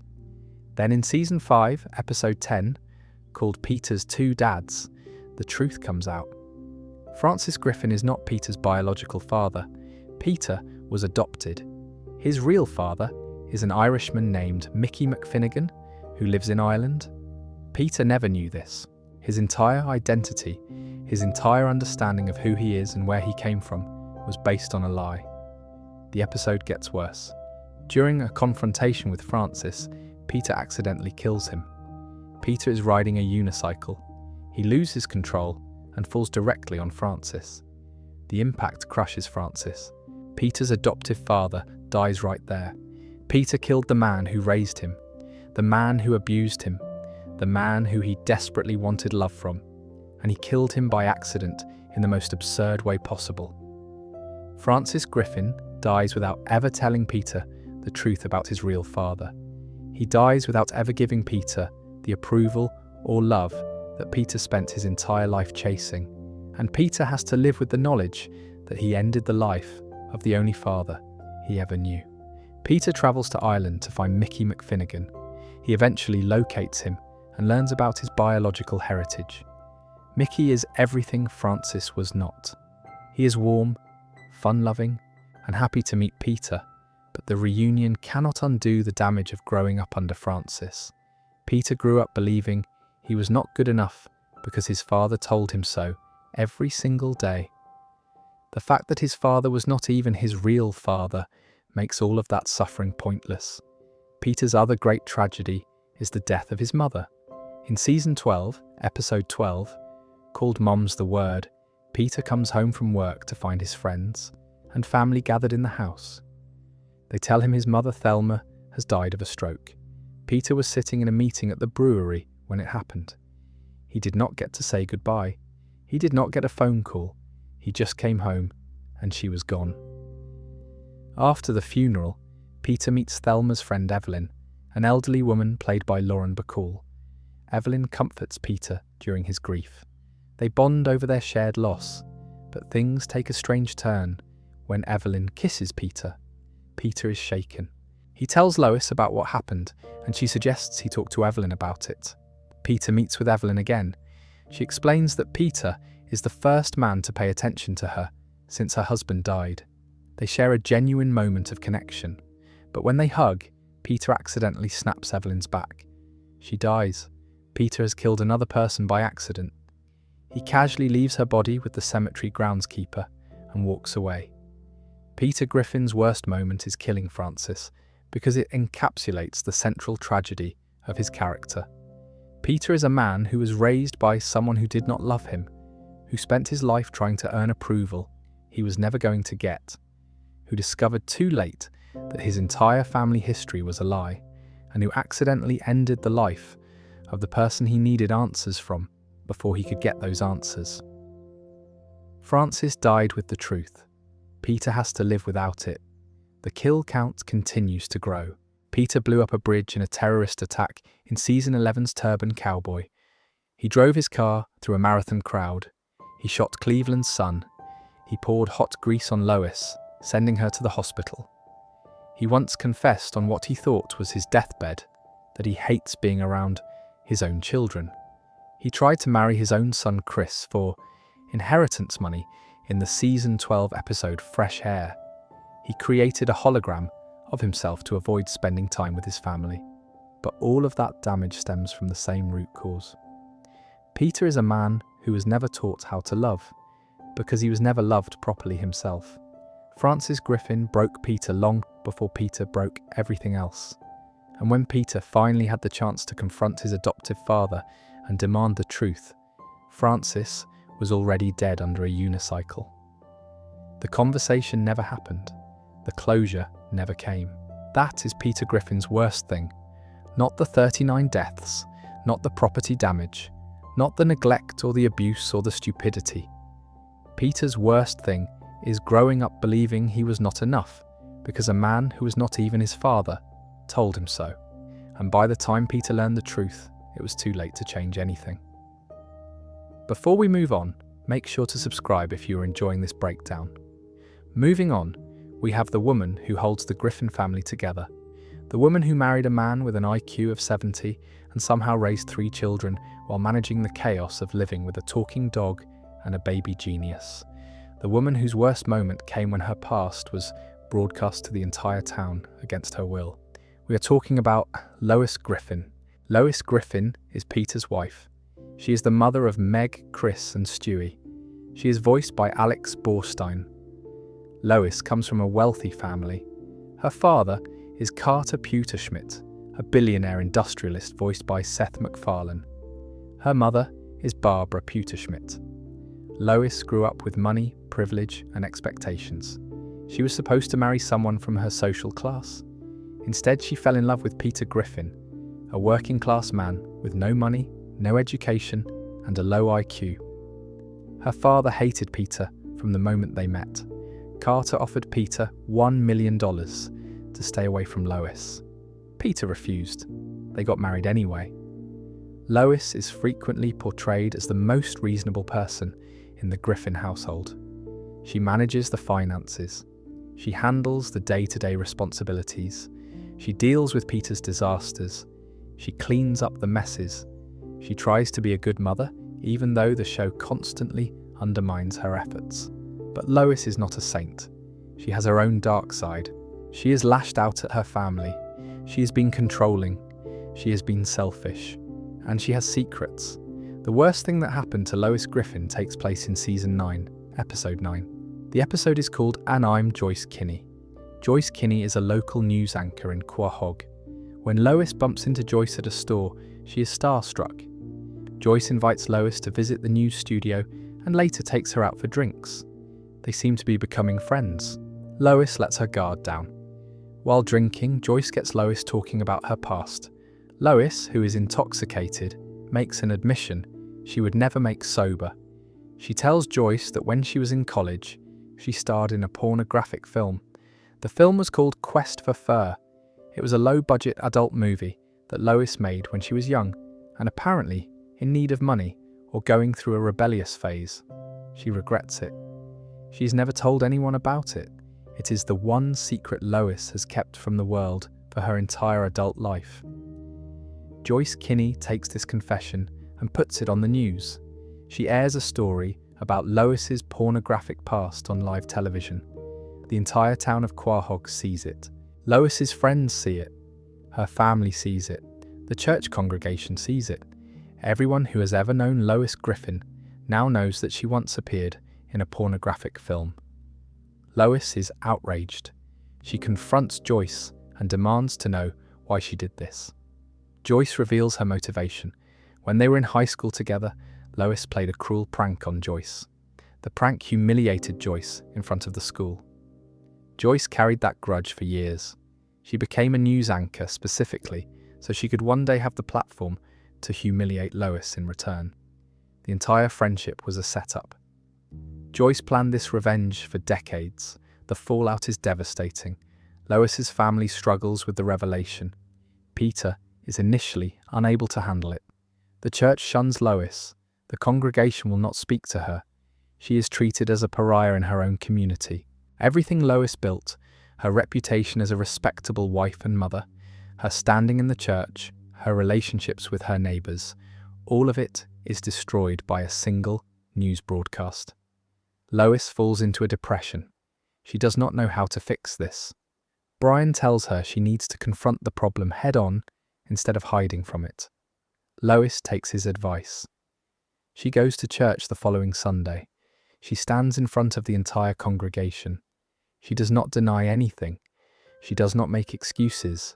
She compares herself to Mary Magdalene, a woman from the Bible who was also judged for her past but found redemption through faith. Lois tells the church that she made the film, that she is not ashamed, and that they should judge her by who she is now, not who she was decades ago. The congregation accepts her. They forgive her. She shows the film to everyone in the church, owning it completely. The shame loses its power when she stops letting it control her. It is one of the most powerful moments of Lois's character arc. But the damage from that episode is permanent in terms of what it reveals about Lois's vulnerability. Lois can handle Peter. She can handle Stewie's murder attempts. She can handle the chaos of the Griffin household. What Lois cannot handle is being exposed. She spent her entire life building a certain image of herself, and in one broadcast, a woman she thought was her friend tore that image apart in front of everyone. Lois is only powerless when she cannot control the narrative, and Joyce Kinney took the narrative away from her. Lois has been through other terrible things. In the season 6 two-part episode, Stewie kills Lois and Lois kills Stewie, the show explored what would happen if Stewie actually succeeded in killing his mother. In the first part, Stewie shoots Lois on a cruise ship and she falls into the ocean. She is presumed dead. In the second part, Lois returns. She survived the shooting and the fall. She comes back and ultimately Stewie is killed. But then the show reveals that the entire two-parter was a simulation running on Stewie's computer. None of it was real. It was a hypothetical scenario. Still, the fact that the show seriously explored the idea of a baby murdering his mother, even in a simulation, says something about how dark the Stewie-Lois relationship really is. Lois's father, Carter, has been emotionally abusive to her throughout the series. Carter openly prefers his son-in-law to his own daughter. He tried to bribe Peter to leave Lois. He has insulted her repeatedly. He has weaponized his money against her. Lois grew up with a father who used his wealth as a tool of control, and she married a man who controls her through chaos instead of money. Peter himself has been terrible to Lois across the series. He read a speech at her birthday party, calling her an old plough horse and saying he would only be interested in her if he was drunk. He has cheated on her or attempted to cheat on her multiple times. He confessed during what he thought was the apocalypse that he hates being around his own children, which is also a confession about the life he shares with Lois. He created a hologram of himself to avoid spending time with the family, leaving Lois to manage everything alone. But Lois endures. She stays. She holds the family together. And the Joyce Kinney episode proves that the one thing that can truly hurt Lois is not physical danger or emotional neglect. It is the destruction of the identity she has built for herself. Lois Griffin, respectable wife and mother from Quahog, Rhode Island. That is who she is to the world. And when Joyce Kinney revealed that Lois Griffin once starred in a pornographic film, it threatened to erase everything Lois had become. That is her worst thing. Before we move on, make sure to subscribe if you're enjoying this breakdown. Moving on, we have the forgotten Griffin, the middle child who is neither smart enough to be Stewie nor visible enough to be Meg. The character the show itself seems to forget exists sometimes. We are talking about Chris Griffin. Chris Griffin is the middle child of the Griffin family. He is Peter and Lois's son. He is voiced by Seth Green. Chris is overweight like his father. He is not particularly intelligent. He attends James Woods Regional High School, where he consistently performs at the bottom of his class. He has a passion for art, particularly drawing, but this talent is rarely given attention by the show or by his family. Chris exists in a strange space within the Griffin family dynamic. Meg gets attention through abuse. Stewie gets attention through his genius. Peter gets attention through his destructiveness. Lois gets attention through her role as the family manager.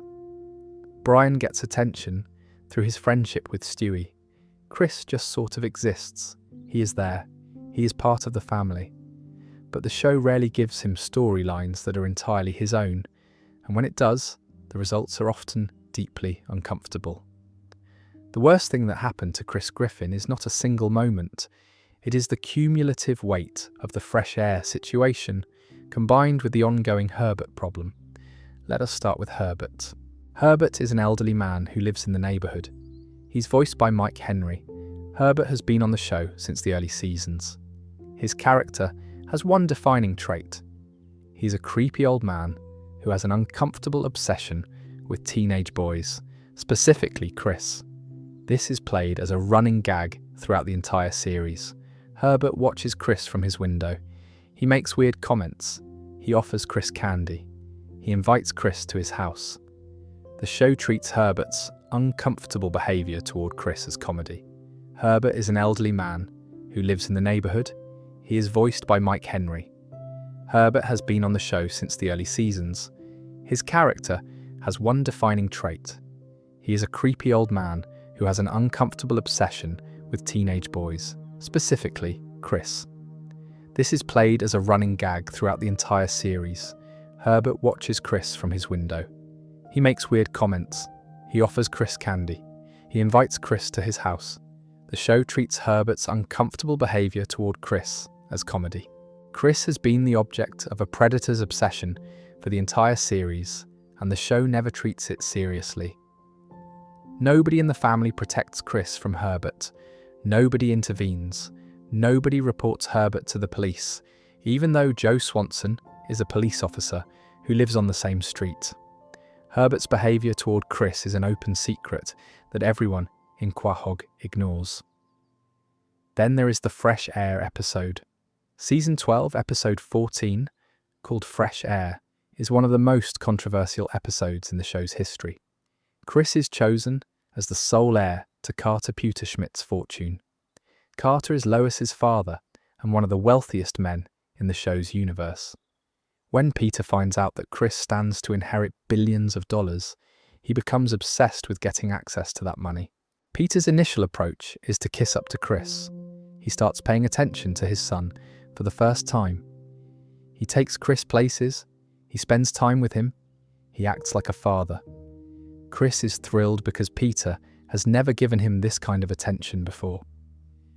Chris does not realise that Peter's interest is entirely motivated by money. Then Peter realises something. The easiest way to guarantee access to Chris's inheritance is to be legally bound to him. Peter decides to marry his own son. He divorces Lois. He tricks her into signing the divorce papers. Then he proposes to Chris. This is not a cutaway gag. This is not a hypothetical.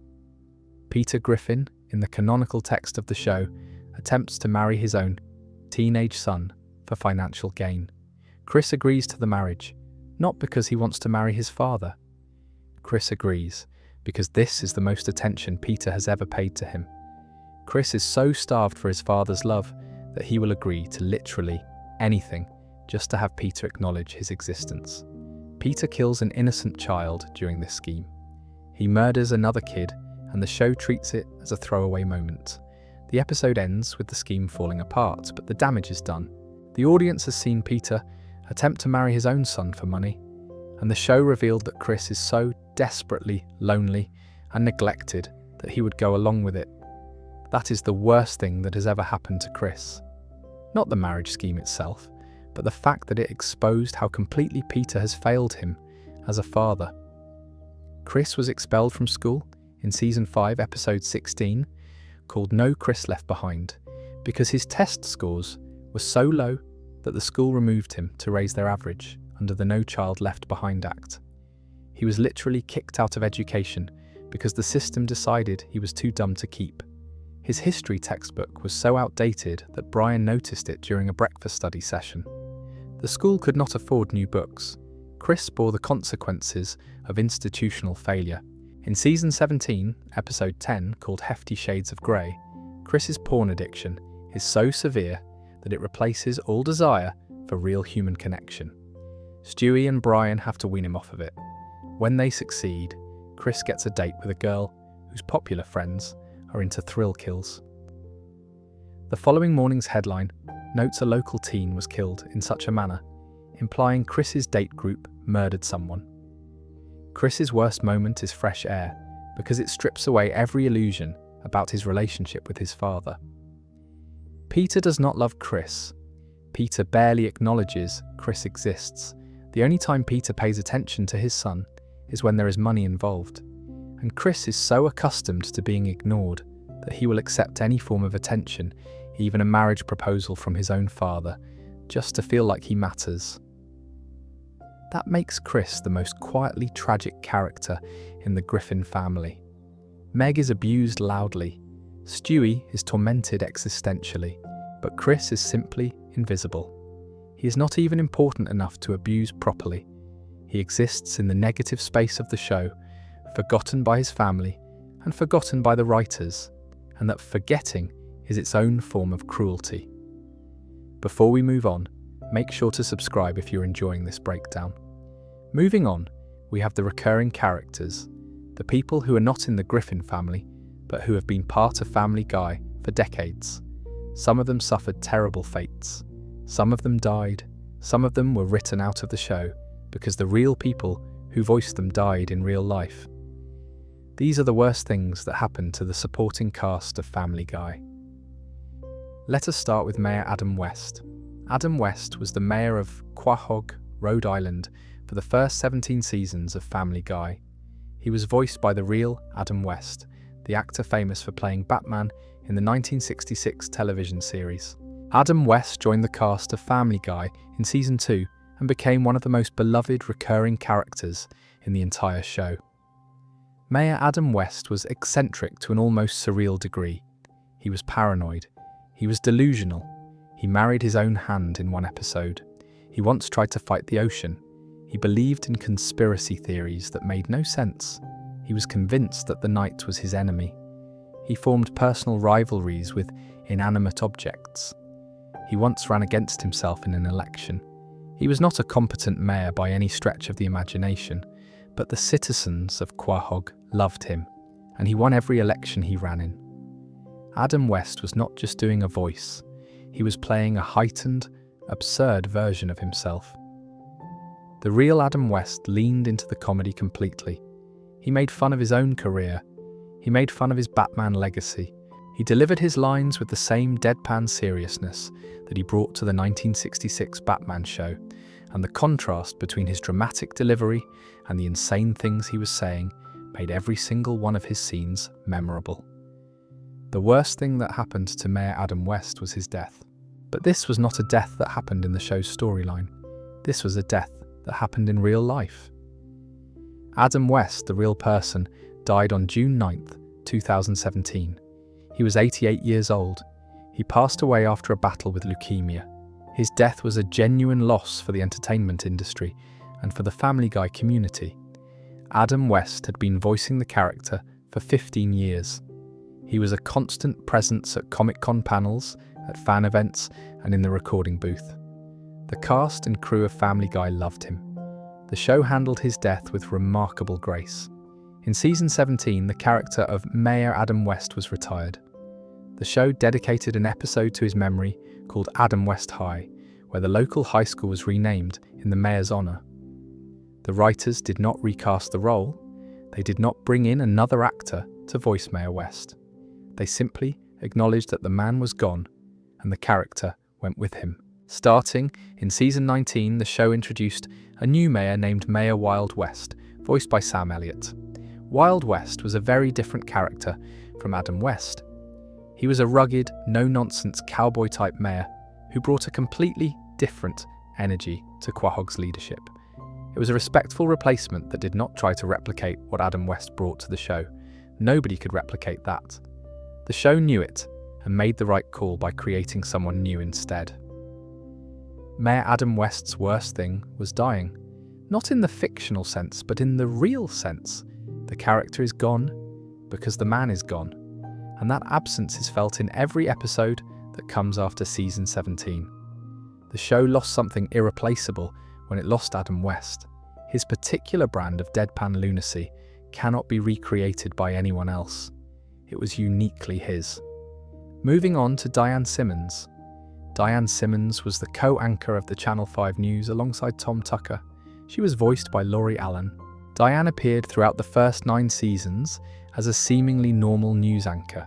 She was professional. She was poised. She read the news. She had a contentious but functional working relationship with Tom Tucker. Nothing about her character suggested she was capable of anything terrible.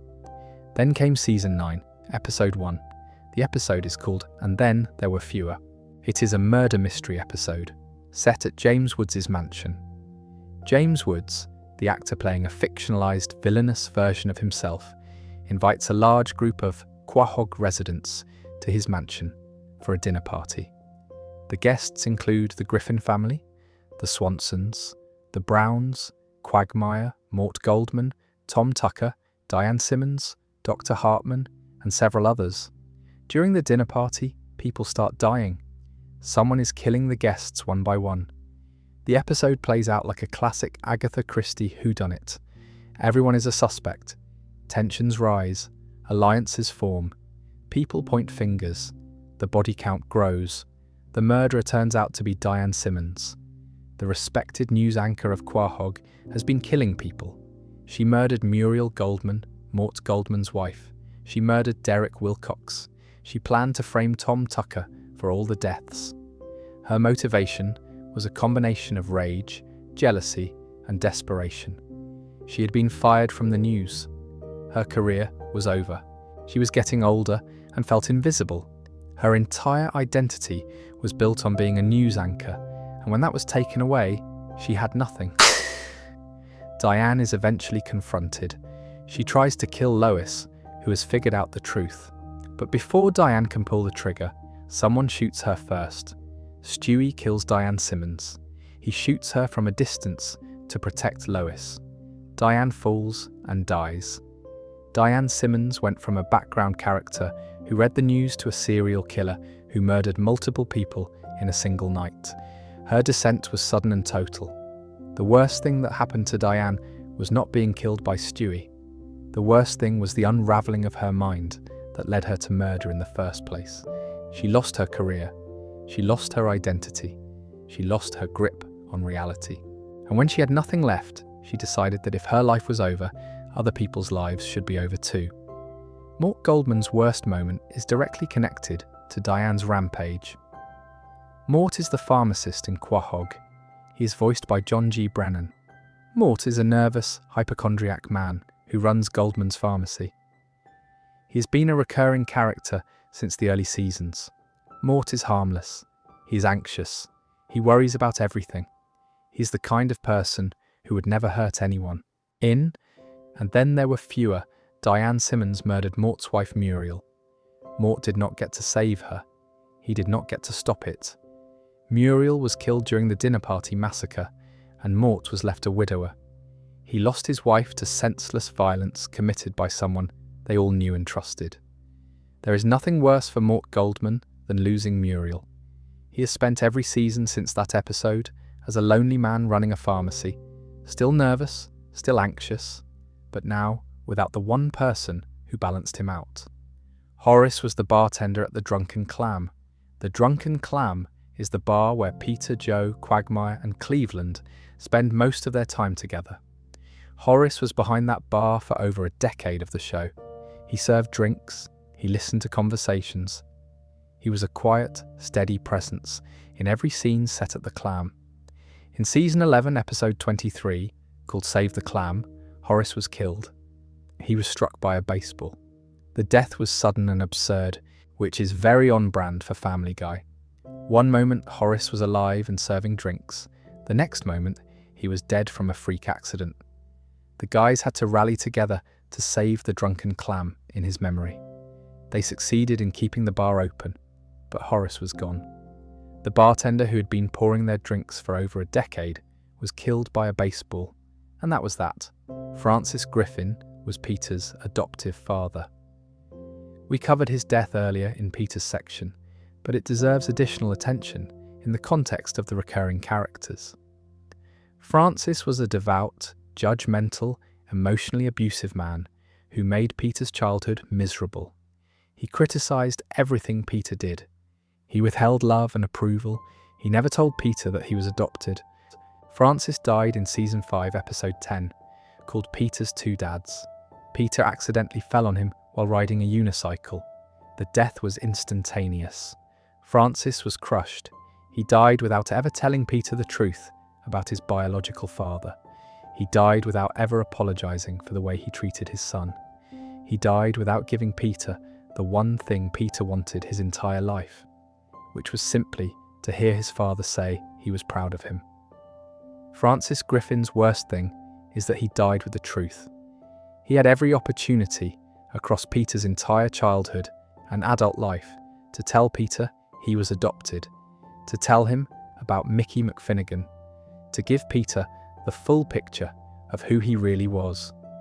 Francis chose to keep that secret, and then he died and took it with him. Peter had to find out the truth on his own, after his father was already in the ground. Thelma Griffin was Peter's mother. She was a kind woman who appeared in several episodes across the series. Unlike Francis, Thelma was warm and loving toward Peter. She was the parent who provided whatever affection Peter received during his childhood. Thelma died in Season 12, Episode 12, called Mom's the Word. She died of a stroke. Peter was not there. He was at the brewery sitting through a boring work meeting when his mother's body failed.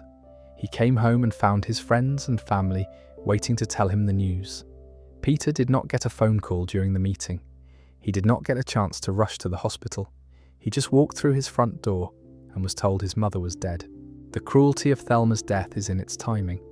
Peter was doing something completely mundane and meaningless when the most important woman in his life passed away. He was bored in a meeting while his mother was dying. He will never get those final hours back. He will never know if Thelma asked for him in her final moments. He will never know if she wanted to say goodbye. Angela was Peter's boss at the Pawtucket Brewery. She was voiced by Carrie Fisher, the legendary actress known for playing Princess Leia in the Star Wars franchise. Angela was a tough, no-nonsense supervisor who tolerated Peter's incompetence with remarkable patience. She was mean, she was blunt, but she kept Peter employed when almost anyone else would have fired him permanently. Carrie Fisher died on December 27, 2016. She was 60 years old. Her death was a massive loss for the entertainment industry. She was one of the most iconic actresses of her generation. Family Guy retired the character of Angela in Season 17. Angela died off screen. Her cause of death was not specified. The show simply acknowledged that Angela was gone and moved on. Angela's worst thing, like Adam West's, was not a fictional event. It was the real death of the person behind the voice. When Carrie Fisher died, Angela died with her. The Pawtucket Brewery lost its manager. Peter lost his boss. And the show lost another irreplaceable performer. Mr. Weed was Peter's original boss at the Happy-Go-Lucky Toy Factory. He appeared in the first 3 seasons of the show. Mr. Weed was a wealthy, eccentric businessman who employed Peter and served as the authority figure at work during the show's early years. Mr. Weed died in Season 3. He choked on a dinner roll while eating at the Griffin family's table. He died right there in the dining room. His death was sudden and played somewhat for dark comedy, but the consequences were real. The Happy-Go-Lucky Toy Factory closed without Mr. Weed's leadership. Peter lost his job. This event eventually led Peter to the Pawtucket Brewery, where he would work for the rest of the series. Mr. Weed's death redirected Peter's entire career trajectory. One dinner roll changed everything. Bonnie Swanson is Joe's wife. She is voiced by Jennifer Tilly. Bonnie has been on the show since Joe's introduction in Season 1. She was depicted as pregnant from her very first appearance all the way through Season 7. That is 7 real-world seasons of television where Bonnie was visibly pregnant, over 80 episodes, nearly a decade of production, the longest pregnancy in television history. Bonnie finally gave birth to her daughter Susie in Season 7, Episode 7, called Ocean's 3.5. The baby was born and the pregnancy gag was finally over. But Bonnie's worst thing is not the pregnancy. Bonnie's worst thing is her marriage. Bonnie is married to a man who was paralysed before the show began. She committed to that marriage, knowing Joe was in a wheelchair. She stood by him through everything. But over the course of the series, the writers slowly transformed Bonnie from a devoted wife into a woman who openly resents her husband. In later seasons, Bonnie cheats on Joe. She makes comments about wishing he was dead. She leaves him when he becomes a quadriplegic in the Brokeback Swanson episode, abandoning him for Europe without hesitation. She shot him in the spine in the Believe It or Not episode to re-paralyze him. Bonnie Swanson went from the supportive wife of a disabled police officer to a woman who is visibly miserable in her marriage and takes that misery out on her husband. Bonnie's worst thing is being trapped in a marriage she no longer wants with a man she no longer respects, but feeling unable to leave because the world expects her to stay. She is not a villain. She is a woman who made a commitment she cannot sustain, and the show punishes her for that by making her increasingly bitter and cruel. Bonnie is a cautionary tale about what happens when duty replaces love and resentment fills the void. Connie D'Amico deserves a mention. Connie is the most popular girl at James Woods Regional High School. She is voiced by Lisa Wilhoit, having been recast from Fairuza Balk, who originally voiced the character. Connie is the primary antagonist in Meg's school life. She is a bully who torments Meg relentlessly. She mocks Meg's appearance. She excludes Meg from social events. She turns the entire school against Meg on a regular basis. Connie's worst thing is that the show never lets her grow. She is a one-note bully who exists solely to make Meg's life miserable. She has no arc. She has no redemption. She has no depth. Connie is permanently stuck as the mean girl, episode after episode, season after season. The worst thing that happened to Connie is that the writers never saw her as anything more than a device to hurt Meg. Tom Tucker, the news anchor, has suffered across the series as well. His son Jake Tucker was born with his face upside down, a permanent physical condition that the show plays as a running visual gag. Tom's career has been threatened multiple times. His co-anchor Diane Simmons turned out to be a serial killer. He has been humiliated by Peter and manipulated by various characters throughout the show. Tom's worst thing is that he is competent enough to know how absurd his life is, but powerless to change any of it. Death himself appeared as a recurring character in the show. He was originally voiced by Norm Macdonald and later by Adam Carolla. Death's worst thing is existential. He is the personification of mortality in a show where characters die and come back, where time travel erases consequences, where death itself is treated as a punchline. Death is irrelevant in a show that does not respect the permanence of dying. He exists, but his purpose is constantly undermined by the show's own rules. Now, having gone through every major and recurring character in Family Guy, there is something worth stepping back and thinking about. This show has been on the air since 1999, but it almost was not. Family Guy experienced something that very few television shows survive. It was cancelled, not once, but effectively twice. The show debuted on January 31st, 1999, following the Super Bowl. It had strong initial ratings. The pilot episode, called Death Has a Shadow, pulled in over 22 million viewers. That is an enormous audience for any show, let alone an animated comedy airing in a late Sunday nighttime slot. But Fox did not know what to do with Family Guy. They moved the show around the schedule constantly. They put it in different time slots. They buried it against stiff competition. The ratings declined because nobody could find the show. Fox cancelled Family Guy in 2002 after its third season. Seth MacFarlane thought the show was over. The writers disbanded. The voice actors moved on to other projects. Family Guy was dead. Then something unexpected happened. The show started airing in reruns on Cartoon Network's Adult Swim block. This was the late-night programming block, where Adult Swim showed edgier animated content to an older audience. Family Guy found a massive new viewership on Adult Swim. People who had never seen the show during its original Fox run discovered it on cable at midnight and fell in love with it. At the same time, the DVD releases of the first 3 seasons became some of the best-selling television DVDs in history. The DVD sales were staggering. People were buying Family Guy DVDs in numbers that nobody at Fox anticipated. Fox looked at those DVD sales and those Adult Swim ratings and made a decision that almost never happens in television. They uncancelled the show. Family Guy was brought back for a 4th season in 2005. It was one of the very first shows in television history to be revived after cancellation, purely because of fan demand and home video sales. The show has been on the air continuously ever since, making it one of the longest-running animated series in American television history. The cancellation and revival of Family Guy is worth mentioning in this breakdown because it mirrors the experience of the characters inside the show. Brian was killed and brought back. The show itself was killed and brought back. The characters in Family Guy suffer terrible things and keep going. The show suffered a cancellation that should have ended it permanently, and it kept going too. There is a strange poetry in the fact that a show about characters who refused to stay down was itself a show that refused to stay down. The revival also changed the show's tone.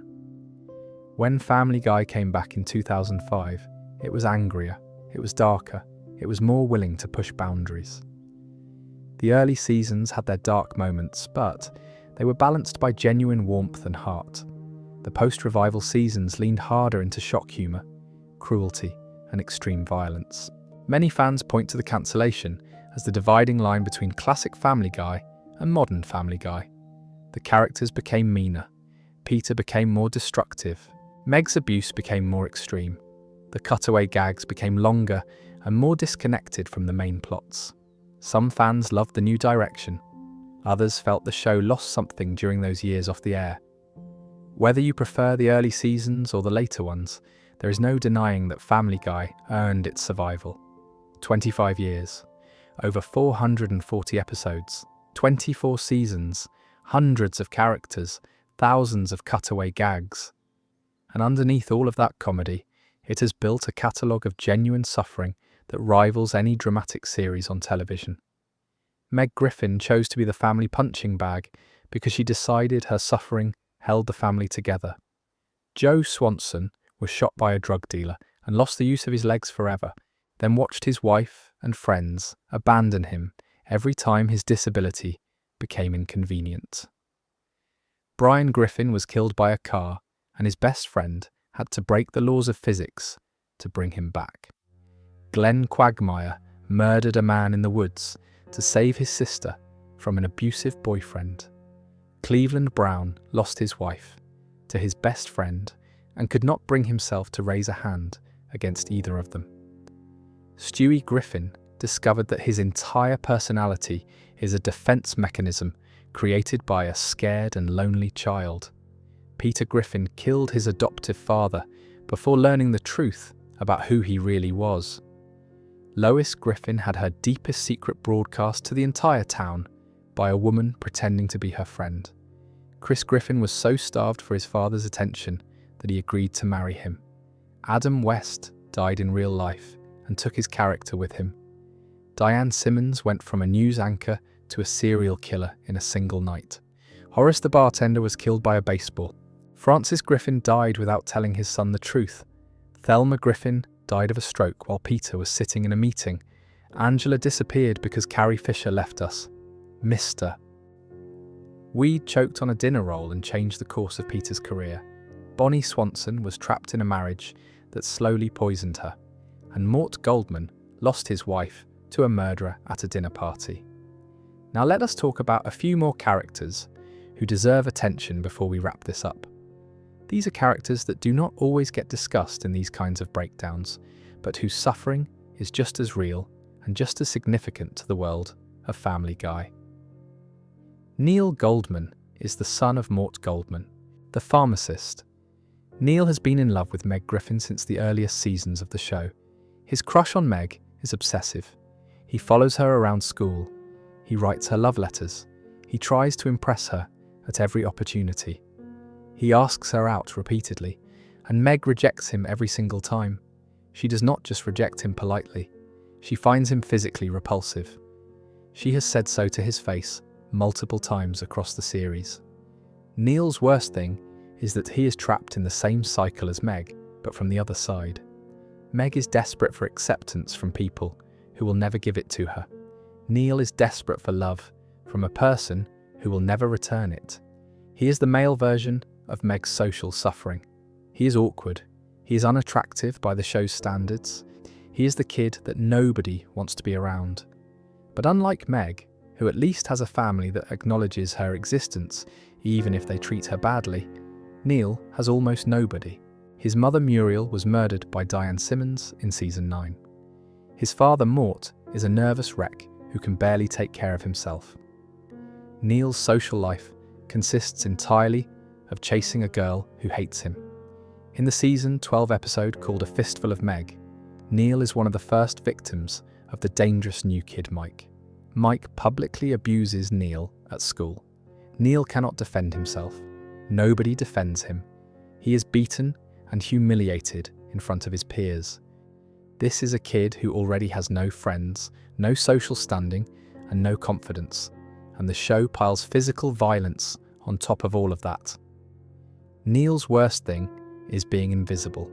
He exists in the same world as all these other characters, but nobody cares about him. His mother was murdered, and the show barely addresses how that affected him. His father is a mess. The girl he loves openly despises him. He is a forgotten character inside a show that is about forgotten people, and that double layer of invisibility makes his situation uniquely sad. Kevin Swanson is Joe and Bonnie's son. Kevin appeared in the early seasons as a relatively normal teenager. He was part of the Swanson household. He had a brief interaction with Meg in the show's first season when Peter tried to set them up. Kevin seemed like a regular kid from a regular family, aside from the fact that his father was in a wheelchair. Then Kevin went to war. He enlisted in the military and was deployed overseas. The show did not focus heavily on Kevin's military service, but the implications were clear. Joe's son went to fight in a conflict, and when he came back he was different. In one episode, it was revealed that Kevin faked his own death to avoid returning to combat. He went AWOL. He deserted. When Joe found out, he was devastated. His son, the son of a decorated police officer, had abandoned his post and lied about being dead. Kevin's worst thing is being caught between two impossible expectations. His father is Joe Swanson, a man who defines himself by duty, honour and toughness. Joe was shot by a criminal and refused to give up. Joe has been in a wheelchair for decades and still serves on the police force. Joe is the embodiment of perseverance, and Kevin could not live up to that. Kevin went to war and broke. He could not handle it. He ran away and pretended to be dead rather than face the reality of combat. The worst thing for Kevin is not the war itself. It is the knowledge that his father, the man who was shot and paralysed and still kept fighting, would view Kevin's desertion as the ultimate failure.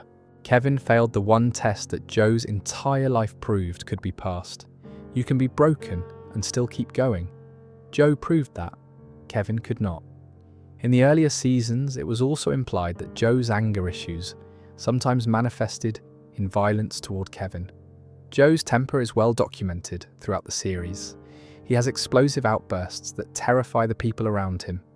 The show hinted that Kevin was beaten by Joe at some point, which contributed to Kevin eventually needing to live with a foster family. Joe's rage, the same rage that makes him an effective police officer and fighter, made him a dangerous father. Kevin grew up afraid of the man who was supposed to protect him. And then Kevin was sent to a war zone and expected to be brave. The math does not add up. Kevin was set up to fail by his own upbringing. James Woods deserves a mention in this breakdown. Not the real James Woods, the actor, but the fictional version of James Woods, who appears as a recurring antagonist in Family Guy. The show created a fictionalized version of James Woods, who is a petty, vindictive, narcissistic villain. He has appeared in multiple episodes causing trouble for the Griffin family. He stole Peter's identity in one episode. He was the host of the murder mystery dinner party, where Diane Simmons killed multiple people. James Woods has been killed in the show on more than one occasion. He has been stabbed, shot, and apparently murdered at his own dinner party. But he keeps coming back. The fictional James Woods seems to be unkillable. He survives everything the show throws at him and returns in later episodes as if nothing happened. The worst thing about fictional James Woods is that the show turned a real person into a cartoon villain. The real James Woods is an actor with a long and accomplished career. The Family Guy version of James Woods is a pathetic, scheming antagonist who exists to be humiliated and destroyed. The character has been the subject of legal discussions about how far a show can go in parodying a real person. The real James Woods has publicly expressed his displeasure with how the show portrays him. His worst thing is being turned into a joke version of himself that millions of people see, and having no real power to stop it because the show operates under parody protections. Ernie the giant chicken is Peter's recurring nemesis. Their rivalry is one of the longest-running gags in the show's history. Peter and the chicken get into elaborate, destructive fights that span entire city blocks, crash through buildings, destroy vehicles, and cause millions of dollars in property damage. The fights are choreographed like action movie sequences. They're exaggerated to the point of absurdity. Cars explode, bridges collapse, entire buildings come down. The rivalry started over an expired coupon. That is it. Ernie gave Peter a coupon that was expired and Peter attacked him. Everything that has happened since, every fight, every destruction, every near-death experience, all stems from an expired coupon. The feud has been going on for over 20 years of the show's run. Ernie's worst thing is being trapped in an endless cycle of violence with a man who cannot let go of a petty grudge. In one episode, Peter and the chicken actually realise they have no idea what they are fighting about anymore. They stop, they look at each other, they acknowledge the absurdity, and then they start fighting again because the show demands it. Ernie cannot escape Peter. Peter cannot escape Ernie. They are locked in a loop of mutual destruction that will continue for as long as the show runs. In one of the more recent episodes, the chicken actually dies. Peter finds that he misses the rivalry. He misses having someone to fight. Lois convinces Peter that he needs the chicken in his life. Peter gives Ernie violent CPR and brings him back from the dead. He admits that the chicken completes him. He also admits that he saved the chicken because otherwise Peter would be solely responsible for the financial damages from their previous fights. Even the reconciliation is selfish. Ernie the giant. Chicken's worst thing is being unable to die. He is resurrected by the man who keeps trying to kill him because that man needs an enemy more than he needs peace. Ernie is not a character. He is a prop. He exists to be beaten, destroyed, and rebuilt so Peter can beat him again. That is a kind of hell that even the other characters in Family Guy do not have to endure. Carter Pewterschmidt, Lois's father, has his own brand of suffering despite being one of the wealthiest men in the Family Guy universe. Carter is a billionaire. He has everything money can buy. He has mansions. He has servants. He has political connections. He has power that most people in Quahog cannot even comprehend. But Carter's worst thing is his relationship with his own family. His wife Barbara tolerates him, but does not seem to genuinely love him. His daughter Lois married a man Carter despises. His son-in-law Peter is everything Carter hates about the working class. And yet Carter cannot escape Peter because Peter is married to his daughter and is the father of his grandchildren. Carter tried to bribe Peter to leave Lois with $1 million. Peter refused. Carter has sabotaged their relationship multiple times. He has manipulated Peter. He has insulted him. He has tried to destroy their marriage. None of it has worked. Peter keeps showing up at Carter's mansion with his loud voice and his low IQ and his complete disregard for everything Carter values. Carter is rich enough to buy almost anything in the world, but he cannot buy his daughter's loyalty away from the man he considers to be the worst human being alive. Carter's worst thing is impotence. Not physical impotence, although the show has joked about that too. Carter is impotent in the sense that all of his money and all of his power cannot change the one thing that matters most to him. He cannot make his daughter choose him over Peter. Lois loves Peter. She chose Peter. She keeps choosing Peter despite everything Peter has done. And Carter has to sit in his mansion and watch it happen, powerless to intervene, knowing that his billions of dollars mean nothing in the face of his daughter's stubbornness. Now we have covered every major and significant recurring character in Family Guy. The Griffin family, the neighbours, the friends, the enemies, the bartender, the news anchors, the mayors, the bosses, the children. Every single one of them has been through something that would break a normal person. And in many cases, it did break them, but they kept going anyway. There is one more thing worth mentioning before we close this out. The show itself has acknowledged the darkness of its own history. In one of the show's more recent seasons, the characters started making references to how many terrible things have happened in Quahog. Peter mentioned his kill count. The show has had meta moments where characters comment on the absurdity of their own suffering.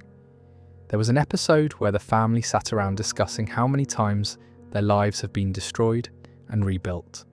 These moments of self-awareness are rare, but they show that the writers understand what they have created.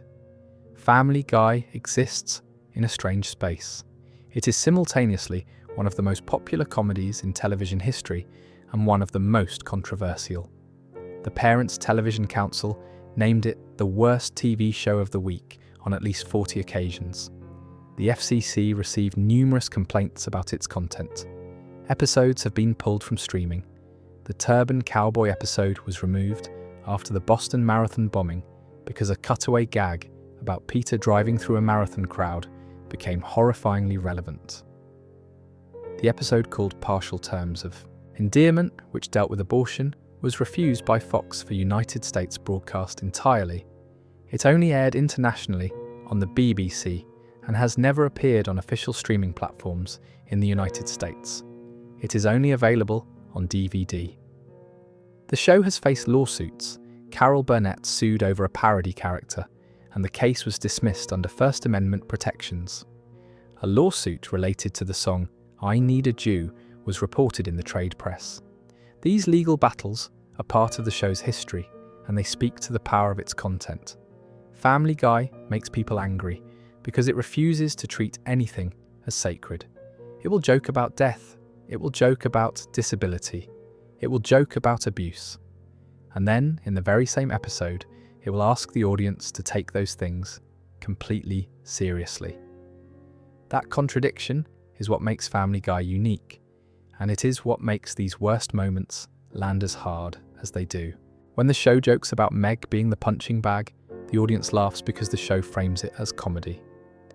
But when the show has Meg stand in her living room and consciously choose to keep being the punching bag, the audience does not laugh. They sit in silence. They feel something. That moment works because the show spent years building up the joke, making the audience complicit in Meg's suffering through laughter, and then forced the audience to see the consequences of what they were laughing at. That is sophisticated storytelling, disguised as a cartoon about a fat man and his talking dog. The same principle applies to every character we have discussed in this video. Joe's disability is a punchline until it is not. Quagmire's sexual behaviour is comedy until his sister shows up with a black eye. Peter's stupidity is hilarious until he kills his own father. Stewie's evil genius act is entertaining until you learn it is a scared child's defence mechanism. Brian's pretentiousness is funny until he dies on a table and nobody can save him. Family Guy teaches the audience to laugh at suffering and then punishes the audience for laughing. It builds comedic characters for years and then reveals the damage underneath. It is a show that says you can be funny and broken at the same time, and the broken parts do not go away just because the audience is laughing. That is the real story of Family Guy when you look at it from this angle. This is not just a comedy about a fat guy from Rhode Island who fights chickens and makes inappropriate jokes. This is a show about survival. It is a show about what happens when life destroys you, and you have to get up the next morning and do it again. Peter was raised by a man who did not love him and then accidentally killed that man. Lois had her deepest secret broadcast to the world. Brian died and came back. Joe lost his legs and lost his wife's respect. Quagmire killed a man with a car to save his sister. Cleveland watched his best friend sleep with his wife and could not even bring himself to be angry about it. Stewie discovered that his entire personality is a mask. Meg realised she is the family's punching bag and chose to keep wearing the target. Chris was so desperate for his father's attention that he agreed to marry him. These are not funny stories, these are tragedies, and the fact that they happen inside a comedy makes them hit even harder because the audience is not expecting them. You tune into Family Guy expecting to laugh. You expect Peter to do something stupid. You expect a cutaway gag about some random celebrity. You expect Quagmire to say giggity. And then the show hits you with Brian dying on a veterinarian's table while Stewie holds his paw. The show hits you with Quagmire strangling Jeff in the woods while his sister sits at home with a black eye. The show hits you with Meg sitting alone in the living room, realizing her purpose in life is to absorb her family's abuse so they do not destroy each other. Family Guy does not warn you when the tone shifts. There is no transition music. There is no change in animation style. One moment you're watching a cartoon comedy, and the next moment you're watching genuine human drama played out by animated characters who have been through more suffering than most characters in prestige television dramas. That is the power of the show. That is why it has lasted 25 years. Not because of the cutaway gags, although those are great. Not because of Peter fighting the chicken, although those fights are spectacular. Family Guy has lasted because underneath the comedy there are real characters going through real things, and the audience connects to that even when they do not realize it. The worst thing to happen to every Family Guy character is not just one event for each person. It is the accumulation of decades of storytelling that has layered pain on top of pain, loss on top of loss, betrayal on top of betrayal. And through all of it, the characters keep going back to Spooner Street. They keep going back to the drunken clam. They keep sitting at that dinner table. They keep choosing each other. That is not just a comedy.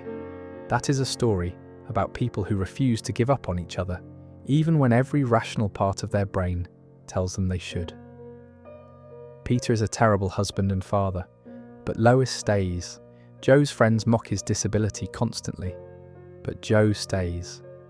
Meg's family uses her as a punching bag, but Meg stays. Brian is a pretentious alcoholic who fails at everything he tries, but Stewie refuses to let him go. They stay because leaving is worse. They stay because being alone is worse. They stay because in the entire multiverse of Family Guy, where infinite dimensions exist and infinite versions of every character live out infinite lives, the people sitting at that dinner table in Quahog are the only ones who chose each other. Not because they had to, not because the universe assigned them together, because they decided, despite everything, that this broken family was worth keeping. Meg said it best in Seahorse Seashell Party when she chose to be the lightning rod. She looked at her family, saw all of their flaws, understood exactly how damaged they were, and decided they were still worth protecting, even at the cost of her own happiness, even at the cost of her own identity, even at the cost of spending her entire life being the person everyone dumps on. That is the darkest thing in Family Guy. Not the deaths, not the violence, not the betrayals. The darkest thing in Family Guy is that these characters know exactly how bad their situation is. They understand it completely, and they choose to stay anyway. They volunteer for this life. They wake up every morning in Quahog, Rhode Island, and they do it all again. If you enjoyed this video, subscribe for more long-form breakdowns you can fall asleep to. And let us know in the comments which character you think got it the worst. Was it Meg who chose to be the punching bag? Was it Joe who lost his legs to a criminal and his dignity to his own friends? Was it Brian who actually died? Was it Quagmire who had to kill a man to protect his sister? Was it Cleveland who could not fight back even when he had every right to? Was it Stewie who discovered his entire identity is a lie? Was it Peter who killed his own father before learning the truth? Was it Lois who had her past weaponized against her? Was it Chris who was so ignored he would agree to anything for a moment of his father's attention? Every character in this show has a case. Every character has suffered something devastating, and every character got back up and kept going. That is Family Guy. 25 years of laughter, pain, destruction, and survival. 440 episodes of the most dysfunctional family on television, refusing to fall apart, no matter how hard the universe tries to break them. And that is what makes Family Guy different from every other animated comedy that has ever been on television. The Simpsons has its emotional moments, but the status quo always resets cleanly. South Park tackles dark subjects, but it keeps its characters at a distance from genuine emotional damage. Bob's Burgers is warm and heartfelt, but it rarely goes truly dark. Family Guy goes to the dark places. It takes its characters to the edge of what an animated comedy can show. It has a baby try to commit suicide. It has a man strangle his sister's abuser. It has the family dog die on a veterinarian's table while his best friend watches. And then the next episode, Peter fights a chicken for 7 minutes and everybody laughs. That range is what makes Family Guy survive. It can be the funniest show on television and the most emotionally devastating show on television in the same half hour. No other animated comedy can do that. No other animated comedy has even tried to do that for this long. 25 years of tonal whiplash that would destroy any other show, but some